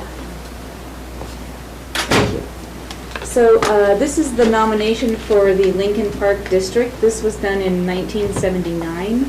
There was an expansion to the district done in 1984. It says Lincoln Park was established in 1879 when the Las Vegas Town Company platted the area and set aside this block for a park. The land around the park immediately became prime real estate, and by 1882, there were several houses around the park. The park was then, and remains, a tree-shaded square with diagonal walks. This is the only mention of the bandstand, as we call it. There is an unnoteworthy bandstand at the center of the park and playground equipment at the southeast corner. In addition, it says the City of Las Vegas and the residents of the Lincoln Park Historic District have made a commitment to maintain the district. On January 7, 1979, the City Council approved historic zoning for the district. So, as we've talked about this evening, Lincoln Park is very important to the community. It is a historic district, and we'd like to keep it that way. If we go to the next picture. This is the picture of the park that was sent with the historic district nomination. And so you'll see it just shows the open square of the park, and it has a little circle for the bandstand. When you do historic district nominations, and you're welcome to come to the office and look at it, or I can email it to you, it lists specific addresses and specific resources within the park. So it lists a number of homes that it considers. If you see C's and N's, and there's an I believe, on some of those houses. So the C's mean contributing to the district. The N's mean non-contributing. The I, where I think that's what we were talking about this evening, actually just means like it really just, it shouldn't even be there kind of thing. But if you'll notice, the gazebo is not given any status whatsoever, and I mean to say the bandstand. So as far as we know, looking at the research, the bandstand was done. The bandstand itself is historic. It was made out of stone that some of the homes were built out of that came out of the quarry up Rodriguez Park area. So to the best of our knowledge, the first gazebo was constructed there for the movie Red Dawn. And that's the only scary picture. We have that because we watched the movie and froze it and took a picture. So that was the first structure that was placed on the historic bandstand. Now, should that have happened in the first place if I were around? No, I wouldn't have let anything be constructed on that historic bandstand. However, it happened. So then the next movie came along. It was Wyatt Earp that wanted to really play that gazebo up some more. So they constructed the gazebo that is now on top of the historic bandstand. Movie set. It is a movie set, and so movie construction is not the same as regular construction. So they don't construct things to last for a long time. So kudos to them. This has actually lasted quite a long time for a movie prop. They did a great job of building this. However, it's time. We have seen its time. Its time has passed, and it is not historic. The stone bandstand is. So what we're proposing, it went to the design review board on Monday. We did an emergency meeting so that they could have a say in it. They unanimously voted to remove the non-historic portion of that structure, which is the gazebo. They forwarded that recommendation to you. Staff is recommending that that non-historic portion of the bandstand be removed. The city manager can speak a little bit more to the other issue that we have as far as a safety issue is that there's a bench all the way around, and I think this bench here. So there's a bench that's all the way around that was constructed above the platform that's the base of the stone bandstand. And there's like there's an outside picture. So below the railing that you see is where the bench is. And so I know for some safety reasons, the city manager would also like to remove the bench because that's where people are sleeping and hiding and hanging out and not being used recreationally by families. It's more being used by people who are sleeping there. So we've talked with the Historic Preservation Division, we've talked with the Design Review Board. What we've discussed is we want to do a little bit more work on when we remove the actual gazebo. We'll get in there and kind of see what the state of is, the 2 or 3 feet of the rock that is where the bench is. So the desire would be to make it so there's no longer a bench there. So we'll look at some options there, but that's all going to go in front of the design review board. Whatever design we come up with to replace this with, the city manager expressed that he would like to have a structure there. The design review board would like to have some kind of structure there. We've discussed using a metal structure due to maintenance and upkeep and all that kind of thing. Whether historically that's appropriate or not, we'll get to that point. Also, whether we should put anything on top of that. I personally am an advocate that we should take it back to what it was historically. Maybe we could do something where it's poles that are there, really nice, strong metal poles, and you could string shade sails over it instead of it being a permanent structure. So these are all things we can look at. But this evening, we're just requesting approval to remove the non-historic gazebo from the historic stone bandstand. And there's no chance of removing the whole thing? No. Okay. Sorry, no. But the mortar will be replaced and all of that will be fixed? Yeah, as we get into our options for what we do once we remove the gazebo, we'll be back in front of the design review board, and then it will come back before you after that for the options that we have available. Maybe we'll bring you 2 or 3 options. Maybe we'll only have 1 option, so we'll see what happens. The residents in that area have concerned that they don't want a covered place where people can hide and Right. sleep and do naughty things. Right. They like it to be open, in full view, nice lighting. And if we remove the bench from around there, that would do it. But that rock work right there Yeah. is from the WPA. Yes. That's the same rock work that's in front of my house. And so I know that. And that might be historic, but if there's any design that would leave that place more open and better lighting and possibly be alarm, no, I'm just kidding. We need to make it as safe as possible. Yes, agreed. And Mr. Mayor. Mr. Matur? Ms. Weiser, so is it possible to just fill in those 2 feet instead of taking them down? I've wondered about that. Is We it too talked high? We talked about it Need a briefly. fence? It would require, so the stairs, if there's another picture of it, the stairs have rock work on them as well, so you see the rock work for the stairs. So the stairs would have to be reworked if we were to, I mentioned maybe could we build a wood deck on top of that concrete platform and just get rid of the bench that way? We've talked about it. It will require some reworking of the stairs. So these are all things that we need to look at, you know, what's the best solution. But I've thought about that as well, because I'd hate to disturb the rock work, but I don't know if putting a whole raised platform in there is the answer either. So, so we'll be looking at different options. Well, it was a bandstand. Correct. And so there was nothing there. There was no bench, there was no walls, there was no gazebo. It was just a bandstand for bands to perform there. An unnoteworthy bandstand. Unnoteworthy, exactly. According to the nomination. Yeah, but yeah. We feel it's noteworthy. We feel it should be preserved, the bandstand itself. So we'll be looking at lots of options, and you will see it again with what will be put in its place. What's the pleasure of the council? Mr. Mayor, Mr. Romero. I make a motion to demolish the existing gazebo at Lincoln Park due to emergency conditions as recommended by the DRB. Second. The motion on the floor by Mr. Romero, second by Ms. Casey. Roll call, please. Counselor Olivari? Yes. Counselor Montoya? Yes. Counselor Casey? Yes. Counselor Romero? Yes. Have a motion by Counselor Romero, a second by Counselor Casey. Thank you, Mr. Mayor. Motion carries. And hopefully the next thing I bring in front of you for historic preservation is preservation.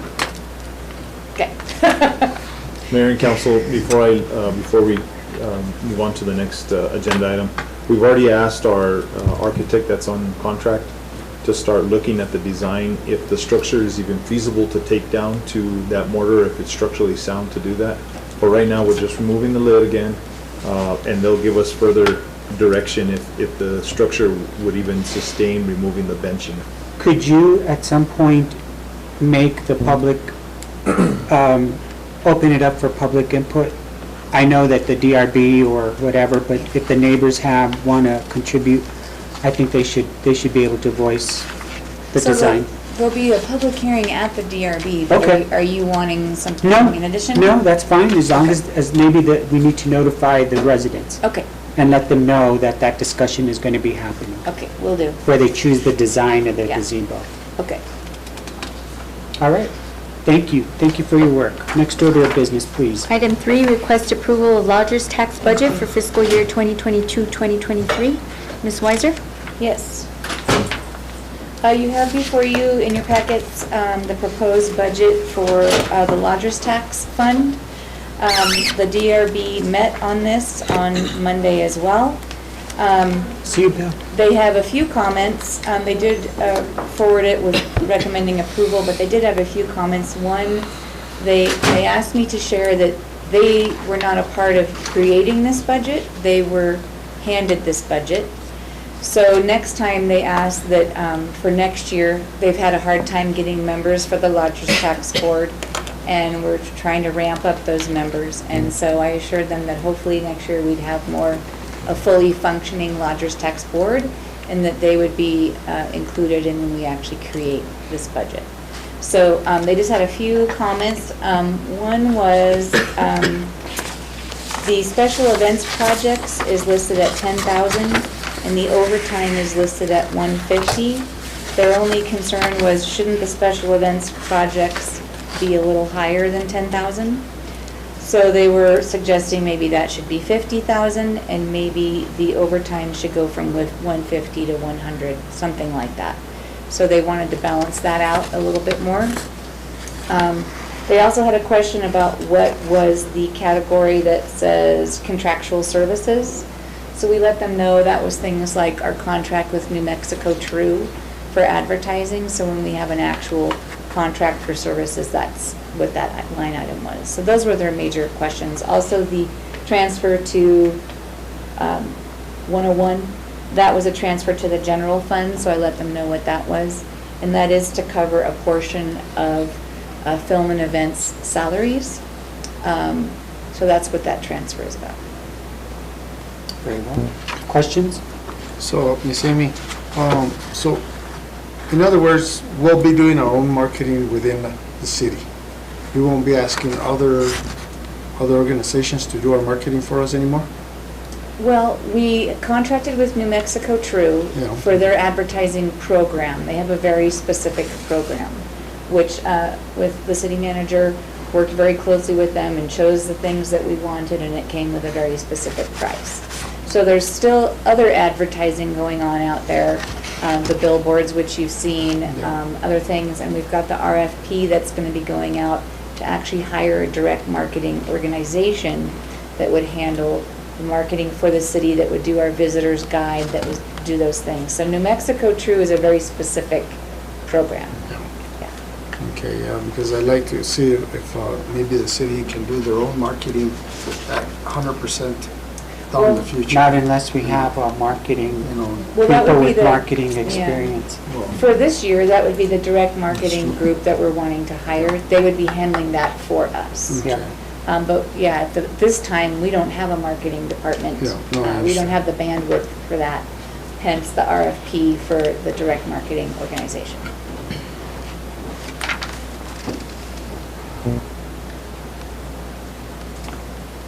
Well, we should maybe talk about possibility of creating a marketing department We should. with hiring a professional who has lots of experience in marketing. But that still wouldn't preclude us from using contracts from other companies to help us with our marketing. There's no way a municipality could do everything by themselves. Any other questions, comments? What's the pleasure of the council? Mayor and council, before we move on, these numbers are derived with myself and our interim finance director, working with allowable amounts that are tied to lodger's tax, the percentages that we can put towards infrastructure, towards contractual services, towards overtime for our first responders, and public works and solid waste during our city events. That's how where these numbers came from. Is there a possibility of creating a list of city events That was Yes. brought up here before. So when we talk about the budget, which events will be sanctioned by the city and which ones will not, or which ones will be funded through this program. That might be a task for the board itself.